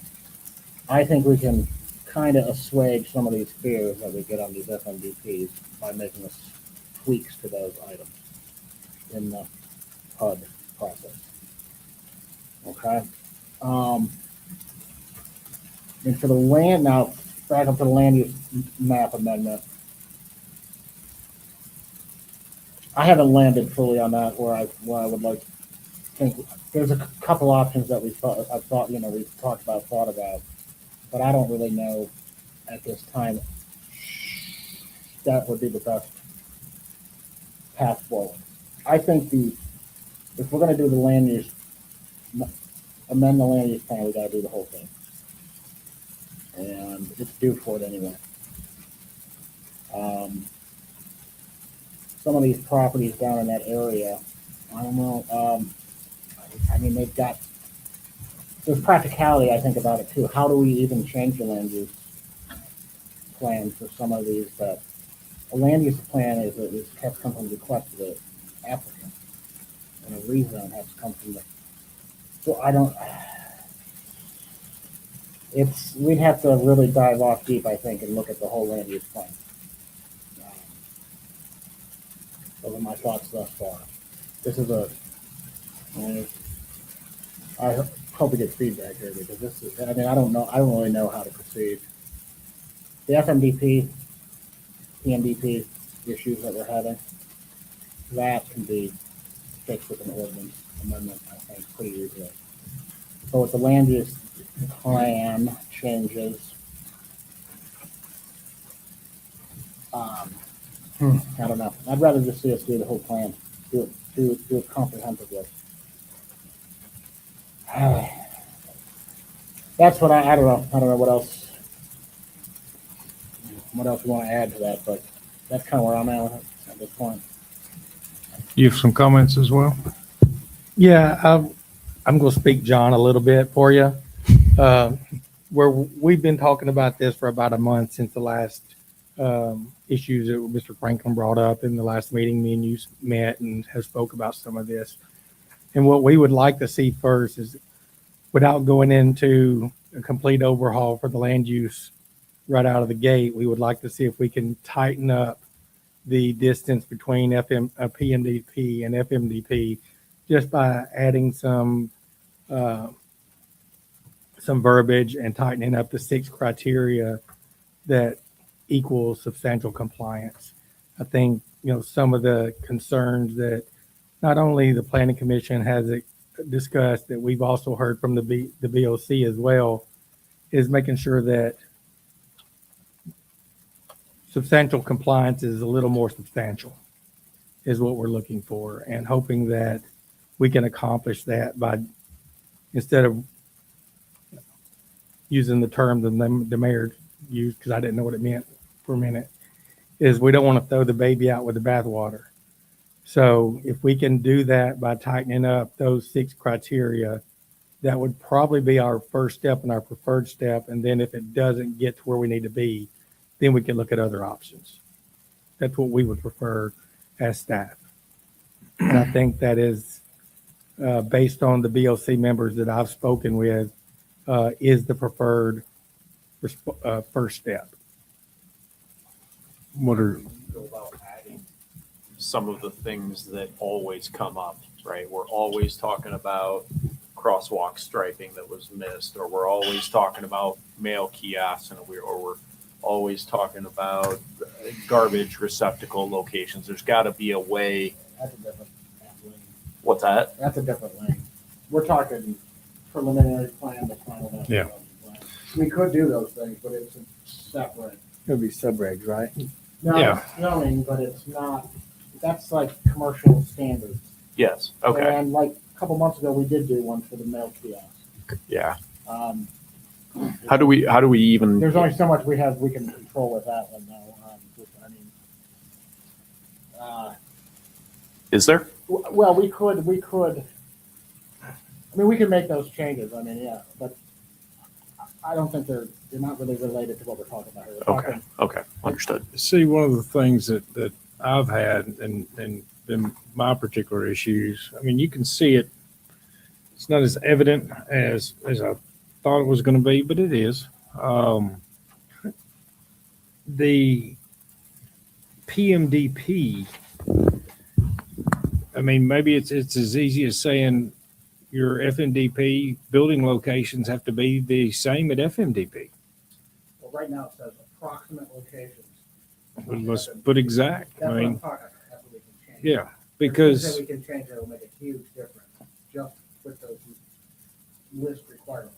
yeah, it's funny how we don't see any of this PMDP to FMDP when it comes to a laid out subdivision. We'll see a few, but it's nothing really major out there. Your road is your road, your house is split off, or your house is split off. I can't speak to one that is just a residential neighborhood that I said, man, this doesn't look anything like what we approved. And yet here we are in a 12-month time period that I can name you 3 or 4 that just don't, they come in selling a vision, and somewhere between PMDP and FMDP, the vision is lost, totally modified, just doesn't, I know it's in compliance, but it doesn't match what we were, came to dinner and ain't what we ordered. Kind of a feeling is the thing here. And so maybe it's the teeth that do your homework, do your research, and put your buildings where they're supposed to be and leave them there. And then maybe it's something as well that we put, hey, you can't build your residential until you build your commercial. So we have discussed putting some triggers in place where a certain percentage of commercial, if it is a mixed use, it's a certain number of commercials are built before you can get number of COs residentially. But I think one of the things that me and John have spent quite a bit of time on, as well as the city attorney, is that when we're coming in at a preliminary plan, it is very much conceptual. It is very much preliminary. So getting married too much to what it is in a preliminary plan, they may have different vendors that may come in when they come in for those preliminary plans, they don't know who their tenants are going to be. They don't know if they know that they want to have mixed use, or they may know that there could be a commercial aspect to it, but they don't necessarily know what that vendor's going to want their building shaped like, or the number of units that, they may have the number of units that they want, but may not know exactly the way of that building is going to lay out. So while I understand what the planning commission is talking about and wanting to get away from the bait and switches, we do have to understand, Bobby, you've done this before. You understand when they're coming in at a preliminary stage, that is a very broad conceptual plan that they're coming in with. Could there be another level, that preliminary, then a next step, and then the final? We've already got 3. We've We already already got have a that. concept plan too. You could submit a concept. You could do a concept, preliminary, final, site plan. So that's 4. We're a little off the topic of land use anyway. And there's probably trouble between holding them accountable, but we get land use plan amendment requests almost every meeting. I've had 4 or 5 in a meeting. So the development community, they're not afraid to change our land use plan. We shouldn't be afraid to change our land use plan. The problem, this is a question that I don't have a vote. Art's got a vote on it. Ultimately, the city commission gets to choose to amend the land use plan since they adopted it. So they have the final say. But the question is, you got 2 corridors that are about to bloom. One is already blooming, obviously. And what do you want it to look like? Do you want it to be all apartments? Because right now, the environment in the development community is that's the easiest way to make a big sale. You can get the most for your property if you can flip an apartment complex on it through whatever standards we come up with. So the real question, as I see it, is do you want Central Pike to be all apartments? We just see what the preliminary master development plan is, and we approved a set, and there's more coming in just that one. But Central Pike is a pretty long road, and there's a lot of land use that can come in. And so as long as we've got mixed use down there, originally mixed use in Mount Juliet was on one lot. Remember, it was a town center concept here where we brought mixed use in. We just started talking about mixed use in one building. Yep. That's where it started. Yep. And now we're mixing uses in a PUD in different lots. And we're mixing so many uses up that you're having to put landscaping between them. That's not really mixed use when you have to buffer it internally. That's how ridiculous it's kind of got. But I think we're getting duped into thinking that no one wants to come to Mount Juliet unless they give us a set of apartments first. And that's not true. It's not true. People are wanting to locate businesses in Mount Juliet without having apartments. There are other developers that will come. So the land use question, I don't think we've even talked about yet. Do we really want that many more apartments up and down Golden Bear Gateway? My answer would be no. I don't have a vote on the city commission, but that would be I think you got plenty. I don't think Mount Juliet has to take that to get something added. It'll come. Sure. Commissioner, I think we're talking about 2 different areas of the city when we're talking about Central Pike and when we're talking about Golden Bear. Yeah. And what you're correct is we don't want necessarily to see apartment complexes going up and down Golden Bear. There is a different conversation to whether apartment complexes near an interstate route it's a different conversation.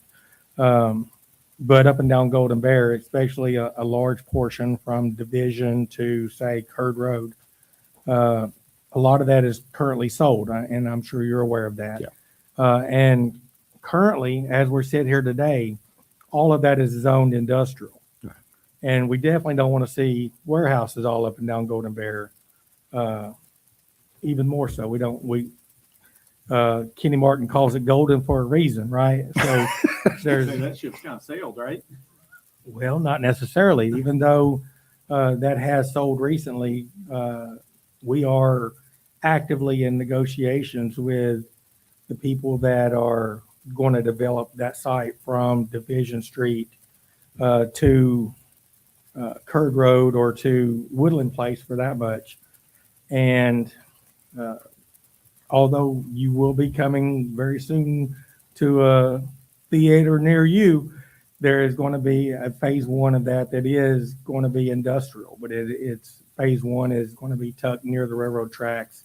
And they do have some plans for some industrial coming on from that.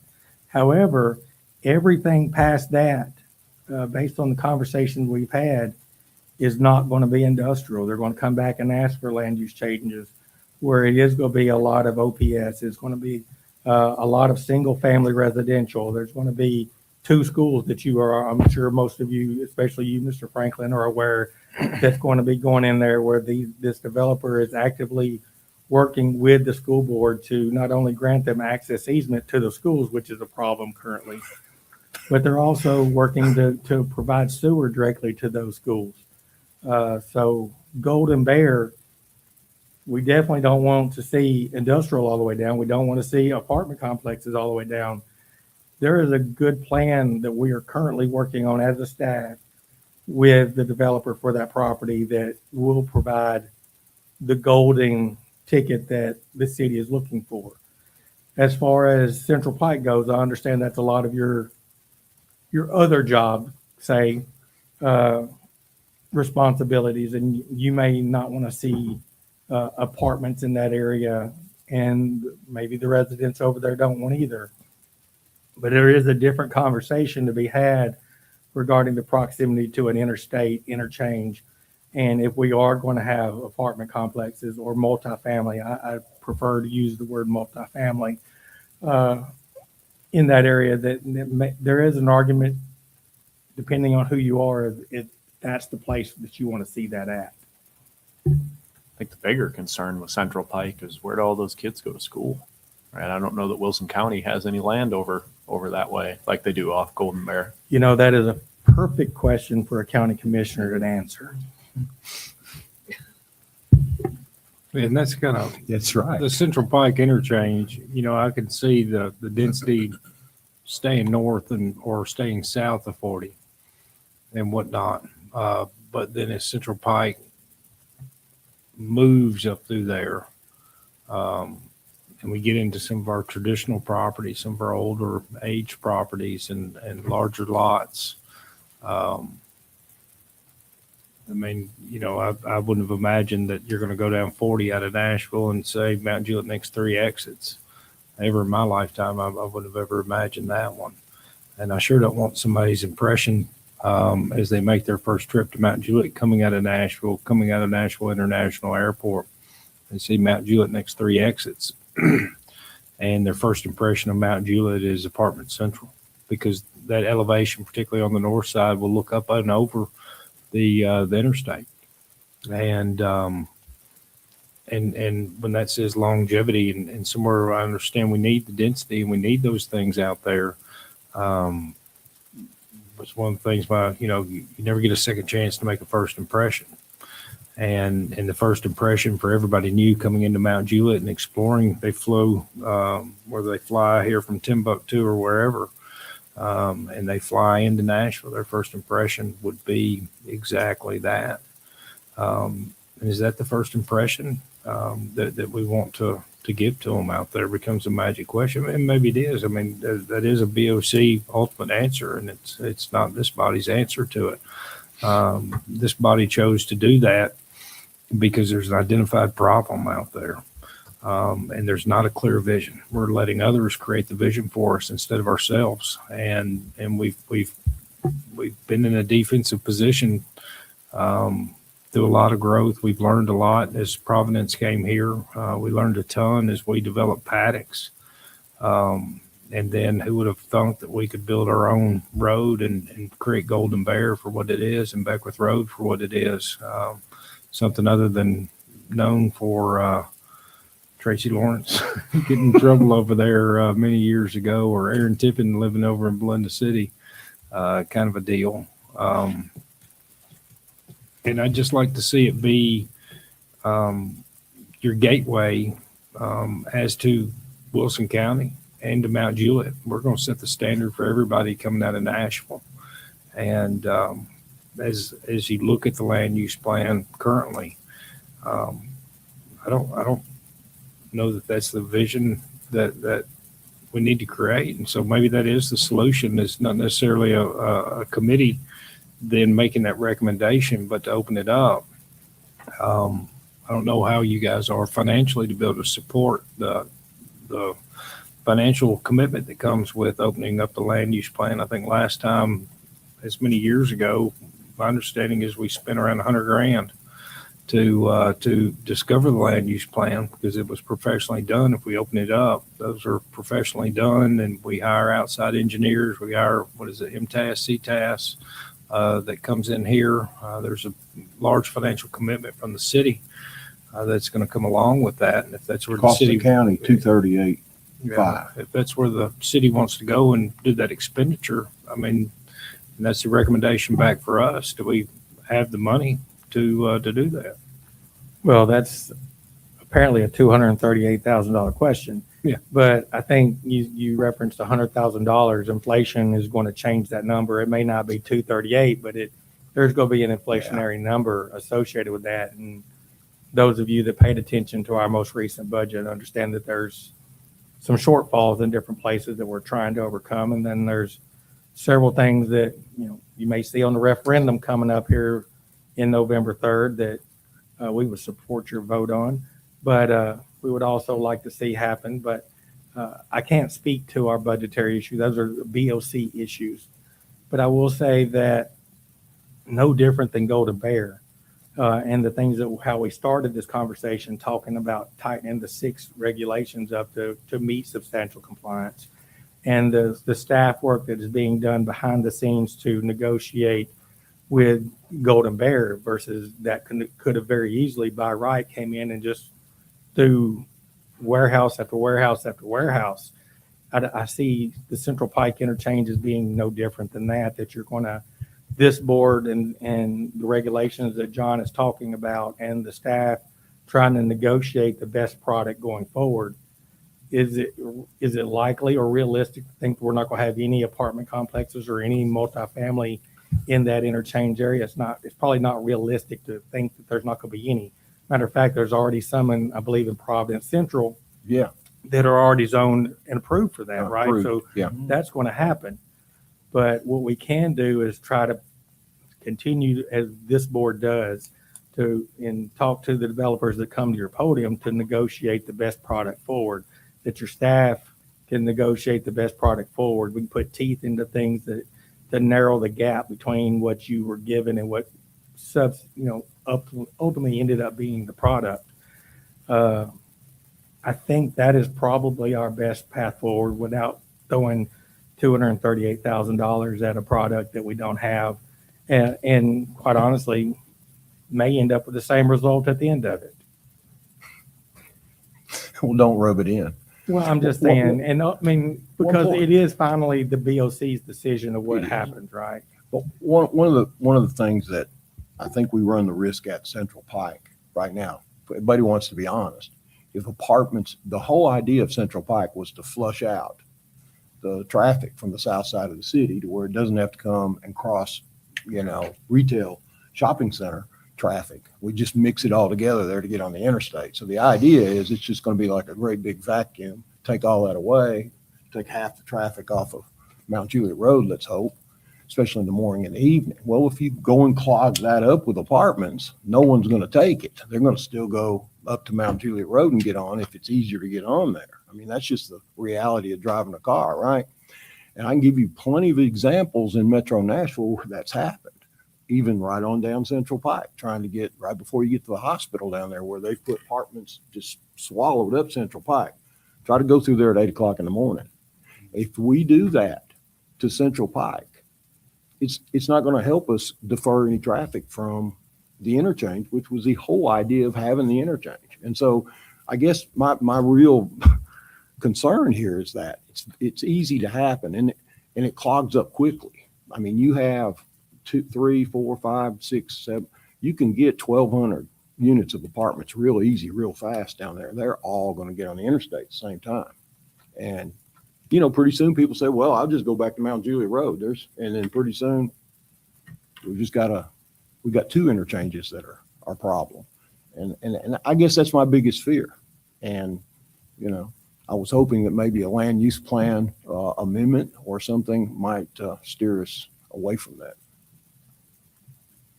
Please, Commissioner Giles. Well, we obviously do not have the money right now in the budget to do this, but we could probably in the future. And I can only speak for me, but I think the rest of the commission would probably say, let staff work on this, on what you were talking about before, to try to get some teeth in this stuff and try to help some of this. I think it's exciting what's going to happen on Golden Bear, and I think that's going to add a lot of some things that we wanted in the city, and we're going to see that develop there. As far as apartments are concerned, I also understand where when you have so many apartments together, it can cause those type of troubles. But there's some other places that we don't have apartments that would probably be good places to have an apartment. So I'm meeting with the development next week, actually 2, but one of them probably will have a multifamily element in this development. And it's definitely not going to be on Central Pike, but it's also going to create an area where that we don't have very much multifamily, and people could, and ingress and egress is good in this area, I think, and it will improve it. So, there's some places and pockets, and just think about where we're sitting right now. Think about what all this is going to be. So that's what this is going to be. Yeah. I mean, coming soon. I think that, It's coming soon. But with that, the city and the vision was to have a walkable downtown, a thriving downtown. You can't have a thriving downtown unless you have multifamily to support it. I sat on that board and I voted against those right down here. If I had my time to do over, I would have voted for that. I tell you when I feel like I've done wrong, and I mean, not made the best decision, and where else are you going to put it than down here? If you want to thrive in downtown, that's going to come with the decreased speed limit out here. It's going to come with crosswalks. It's going to come with lights. So, there's areas, and I've talked about this. There's areas, and it comes with that infrastructure improvement. So I think what the staff's trying to do is just say, give them a chance to do this right now. Keep this on the back burner as far as the land use plan, and let's see how this goes, and then we can look at it. And hopefully with everything going on, there's a lot going on right now in the city for us as the Board of Commissioners. We've got this that you alluded to that's coming up as a referendum. We've got this back here, and the CBID going on this, and there's a lot. So that's all I have to say. Yeah, one of the things that is coming to mind that kind of we don't think that things will happen out there. One of them, and you look at it today, you're like, man, why didn't we make this thing happen? The connection right there at now Volunteer Bank, used to be F&M Bank. Everybody's like, oh, West Wilson Utility ain't going to buy that property. Ain't going to be a boneyard or a scrap yard. An awesome opportunity to put apartments right there at that location. And Which I was against that. And it is a bone in a scrapyard. We had a good traffic design. We had a good road design to come through there. We lost an opportunity. We had a Commissioner Franklin, where we agree on this tonight. We disagreed on a property at Beckwith Road in Belinda City. Commissioner Franklin said, there's no way they're going to build any buildings or warehouses on that right there in that road coming over there from Beckwith. He's like, give it a try. But we had a great apartment deal and townhome, kind of a mixed use plan that we looked at on that. We turned it down and we got warehouses sitting over there right now on major road frontage for us because we didn't think it would happen. We turned down another multifamily development at the back of Belinda City at Deer Park. Again, that touched Beckwith Road and back over there to Rutland Road. And we turned that down, but yet we're going to open up this to Central Pike when this Commissioner Franklin said that the whole purpose of Central Pike Interchange is to help us to relieve some traffic at these hot points. And then that's where we're not going to make any offensive moves to change that. Just doesn't make any sense. It just doesn't make any sense. I just don't know how that one does, to be honest with you. Because if as any roadway goes, if you clog it at its entry point, its ingress and egress, everything else backs up accordingly. And if we leave it the way it is, things will be driven and dictated the same way they were for us. We will not get into control of it. It's going to be controlled by the people that come in here. And I think that we have a unique opportunity to make a statement, to put our foot down for one time. I understand money's tight. I mean, money's tight for everybody. But if you do it right, everything else good follows. And if you do it wrong, it's a mark on the city, and everything else that follows will not be what we want. And I think it's a big line in the sand. I think that the longer you wait, the more the power acquires the properties out there. And I think that if it's a year from now, because it's budget season is what, May, June. So you're a year from now, if we get into that land use plan and we hadn't done anything, that thing has got to be on people's radar up there and acquiring and gathering properties right now in order to do that. And if they hear that we have any desire to make any changes up there, they're going to come quick and they're going to make it happen. And we're going to sit here and with no, as we already know right now, we have no grounds if they meet our regulations to turn any of them down.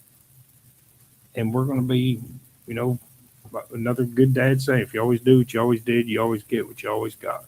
And that's kind of what we're going to posture ourselves for, instead of taking an offensive position, say, let's wait, let's see what happens. Let's give it a year.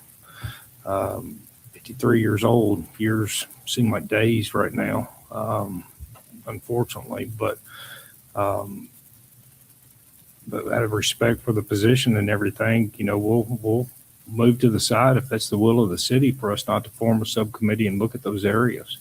I think it's disrespectful to do anything other than that. If that's the will of the Board of Commissioners and the city as well, for us not to take that on and do it, I think that we would be foolish to ignore that.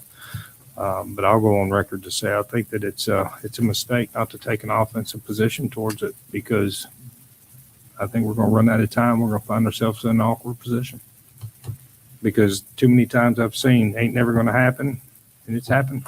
I think this one will happen too, unfortunately. Please. If I may comment, dealing with the land use plan, you made the comment about all the land use. How many of those did we pass? How many times do people come in here and we give a positive recommendation, and how many times is negative? So out of tonight, how many were negative? I know of one that I wanted to be positive. Yeah.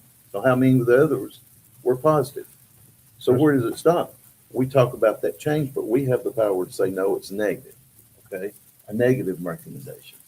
So we have to look at ourselves too. Yeah. I agree. So. Yeah. Please. I look at the city of Lebanon as a cautionary tale. Right, we've got what's maybe 7,000 units approved over the last few years that are in process, and within the city of Mount Juliet limits, Lebanon's got 14,000, give or take, with no sewer capability. Roads are clogged already.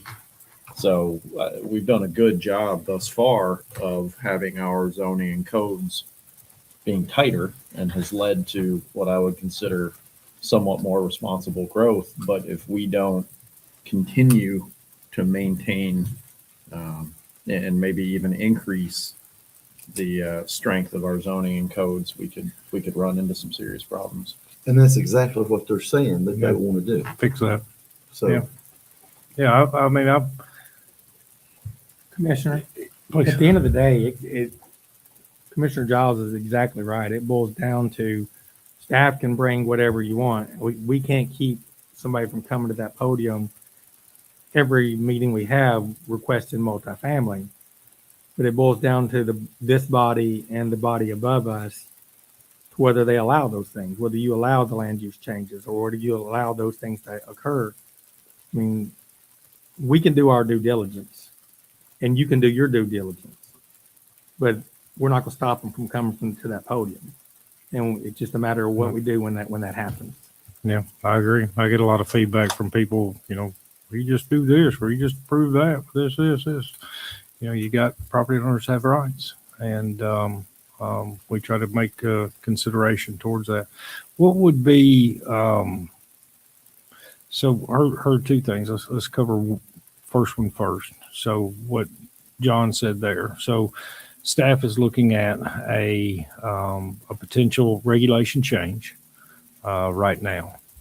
And the regulation change would be kind of focused towards the multi-use category. And particularly, or is it towards the multi-use category, or is this towards going to cover everything, really transition from PMDP, FMDP, everything? Because it's kind of, you know, I've been here 22 years now somehow, and it doesn't feel like that, other than this last 12 months, that I've ever encountered this scenario where things don't look like what we approved. It would apply to everything, any PUD. Okay. I think it should. That, And multifamily has to be a PUD, so it's always a PUD. yeah. We'll grab every one of them.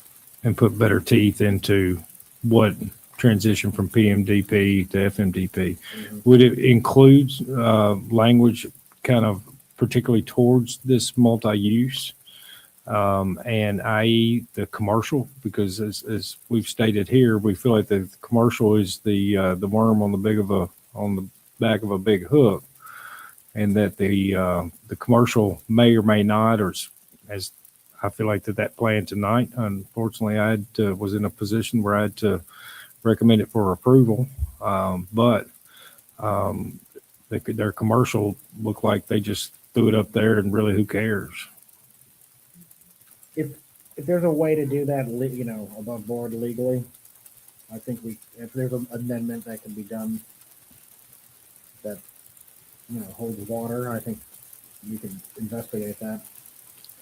Could we require, Sam, the commercial to be phase one of all, of every one of them? So I have talked about that with staff, and generally we just see that come through the PUD process. So it ends up being a condition in the PUD based on what that PUD has and what the needs of it are, since they're all different. You could add it to the code, but it seems to work just having it as part of the PUD. But They do have to submit a phasing plan. And More scrutiny to the phasing plan, make sure the commercial's in the phasing plan, phase one. but they could, correct me if I'm wrong, like the one that we approved tonight, they could come in and just do the residential. Could they not? There is no requirement for them to do that commercial portion.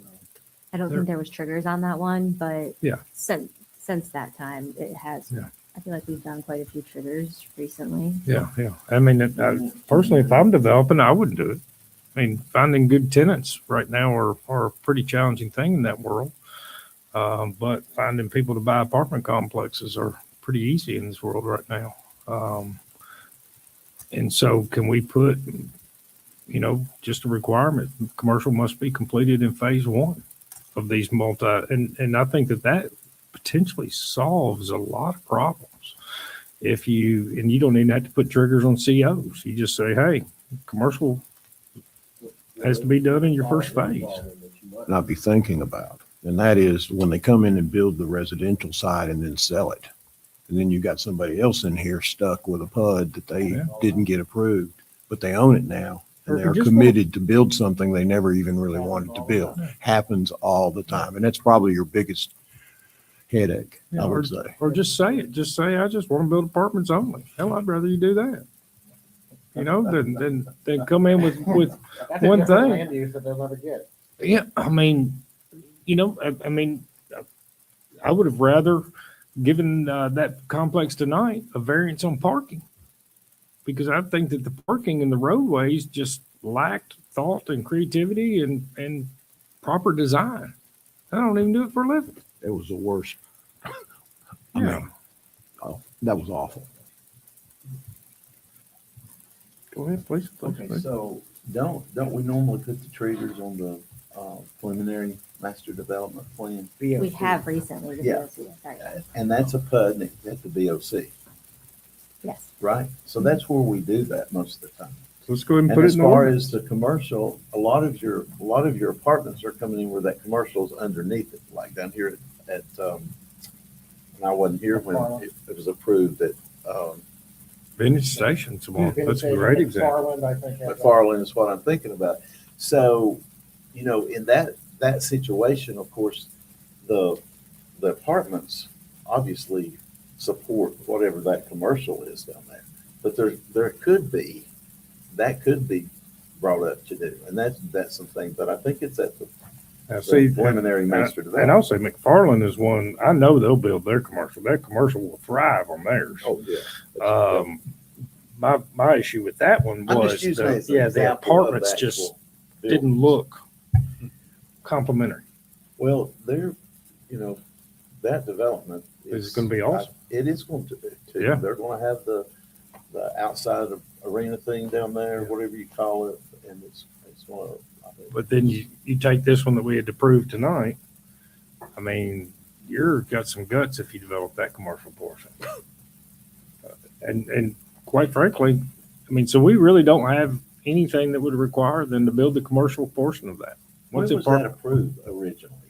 6 years ago. Goes back even further, 2013, when it's been changed over the years. During both our terms. Yeah. But it was But the changed. most recent, It was the changed. iteration you have now started in 2023-ish. Okay. Yeah. So the trigger should have been put on them, right, when it came in. And that's what I'm saying, is I don't want it to be something that we have to bring in memory to say, hey, let's make sure we put it on. Let's just put it in the regs and throw it out there and say that you have to do the commercial. But we could have that on preliminary to have, say, You could be. for example, triggers. It could be And true. then it would be addressed every time. It would. You see? It'll have it solve down another there, problem triggers. too. It'll solve another problem. But I think, With I the think commercial Sam- being first, it won't be an afterthought. It won't be just something thrown together to get to be in compliance. They have to build it first. They'll be more likely to make it successful. Well, I think Absolutely. Sam addressed that. Won't it? Absolutely. Yep. Absolutely. I It'll think have to- Sam it'll have addressed to that, make that it. each development's going to have a different component to it.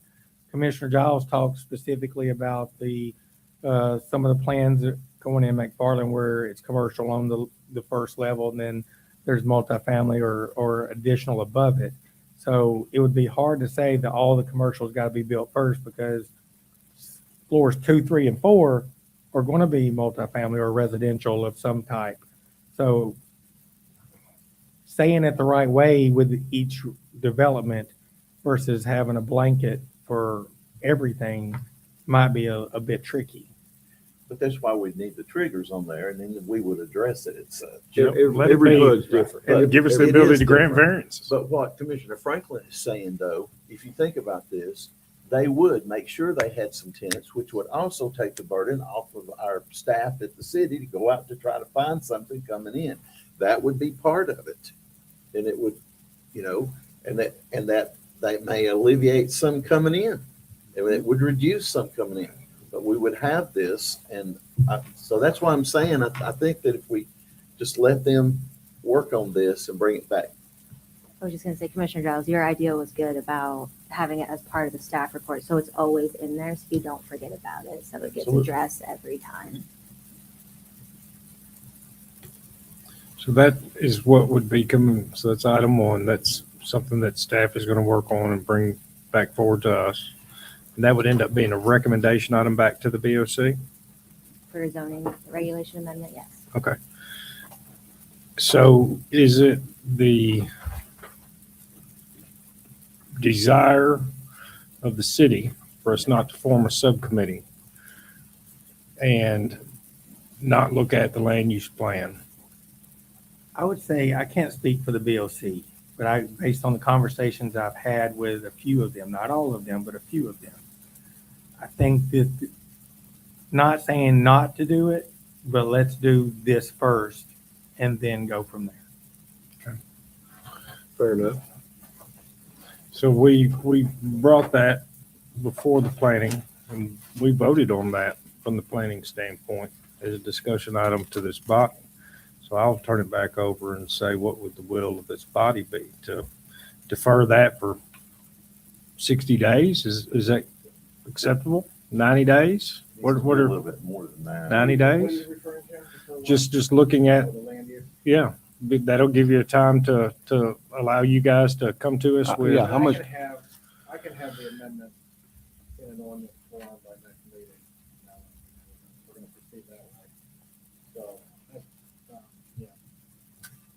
you want to defer the committee 60 days and just decide then, based on their feedback? You may want to just dissolve it. I mean, it could be. I mean, I don't know. But I mean, if we wanted just to defer it 60 days and wait for staff. That'd be the will of the body. No objection to that? Yeah, I don't want necessarily not here to stir any pots, but Chairman, did you already set a meeting or something? What are we deferring? we have not. We agreed at the last meeting to form a subcommittee to explore the land use plan. And you already formed it, right? Just needs 2 more members appointed to it. Okay. That would be correct. I don't know that you have to defer anything. We just won't Okay. take any. We're further just action saying that on we're it. not going to take any meetings or further action. It's kind of been held up. I had some personal family issues come up over the last 3 weeks very unexpectedly, and running point on that, family had to take priority in this circumstance and situation. Very, very, very unfortunate. And if I may say, didn't y'all, and I wasn't here, but didn't use Sprouts as an example? I mean, you know, didn't They have 2 apartment buildings that they're building. Yeah, and they did the commercial first. They're working on the commercial. Did the Yeah, commercial first. Look at all of that that's come out. Yeah. So, I mean, There are good examples and bad Yes. examples. And I think that, I mean, you mentioned that on the land use plan.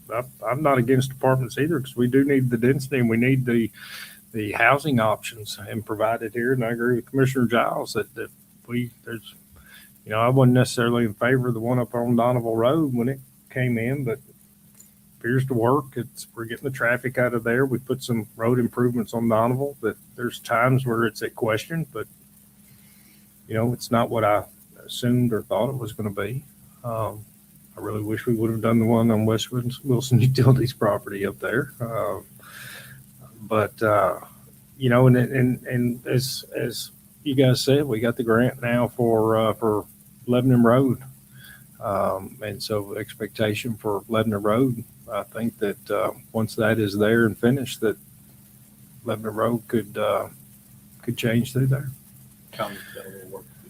Yep. So if it's the will of this body, then we'll postpone conducting any meetings or carrying forward with anything further with that.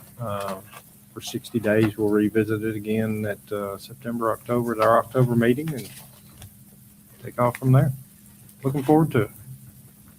Good discussion. I mean, on an individual comment right there, you don't gather this many people and you don't gather this many people, and ultimately a lot of times agree to disagree sometimes, but ultimately have one goal in sight, and that's the goal for the betterment of the community, which we all live. And I think it's impressive. I don't know if you guys see that or recognize that all this time, but it is very impressive to see the way that that particularly this body works together.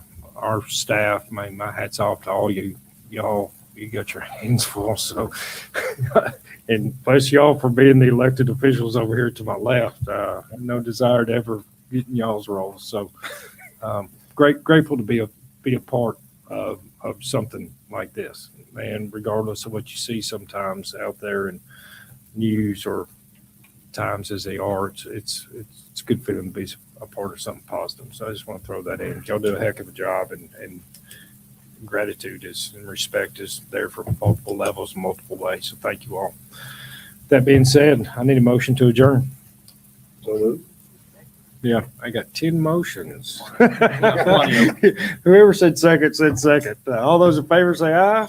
Against, abstentions? We are adjourned.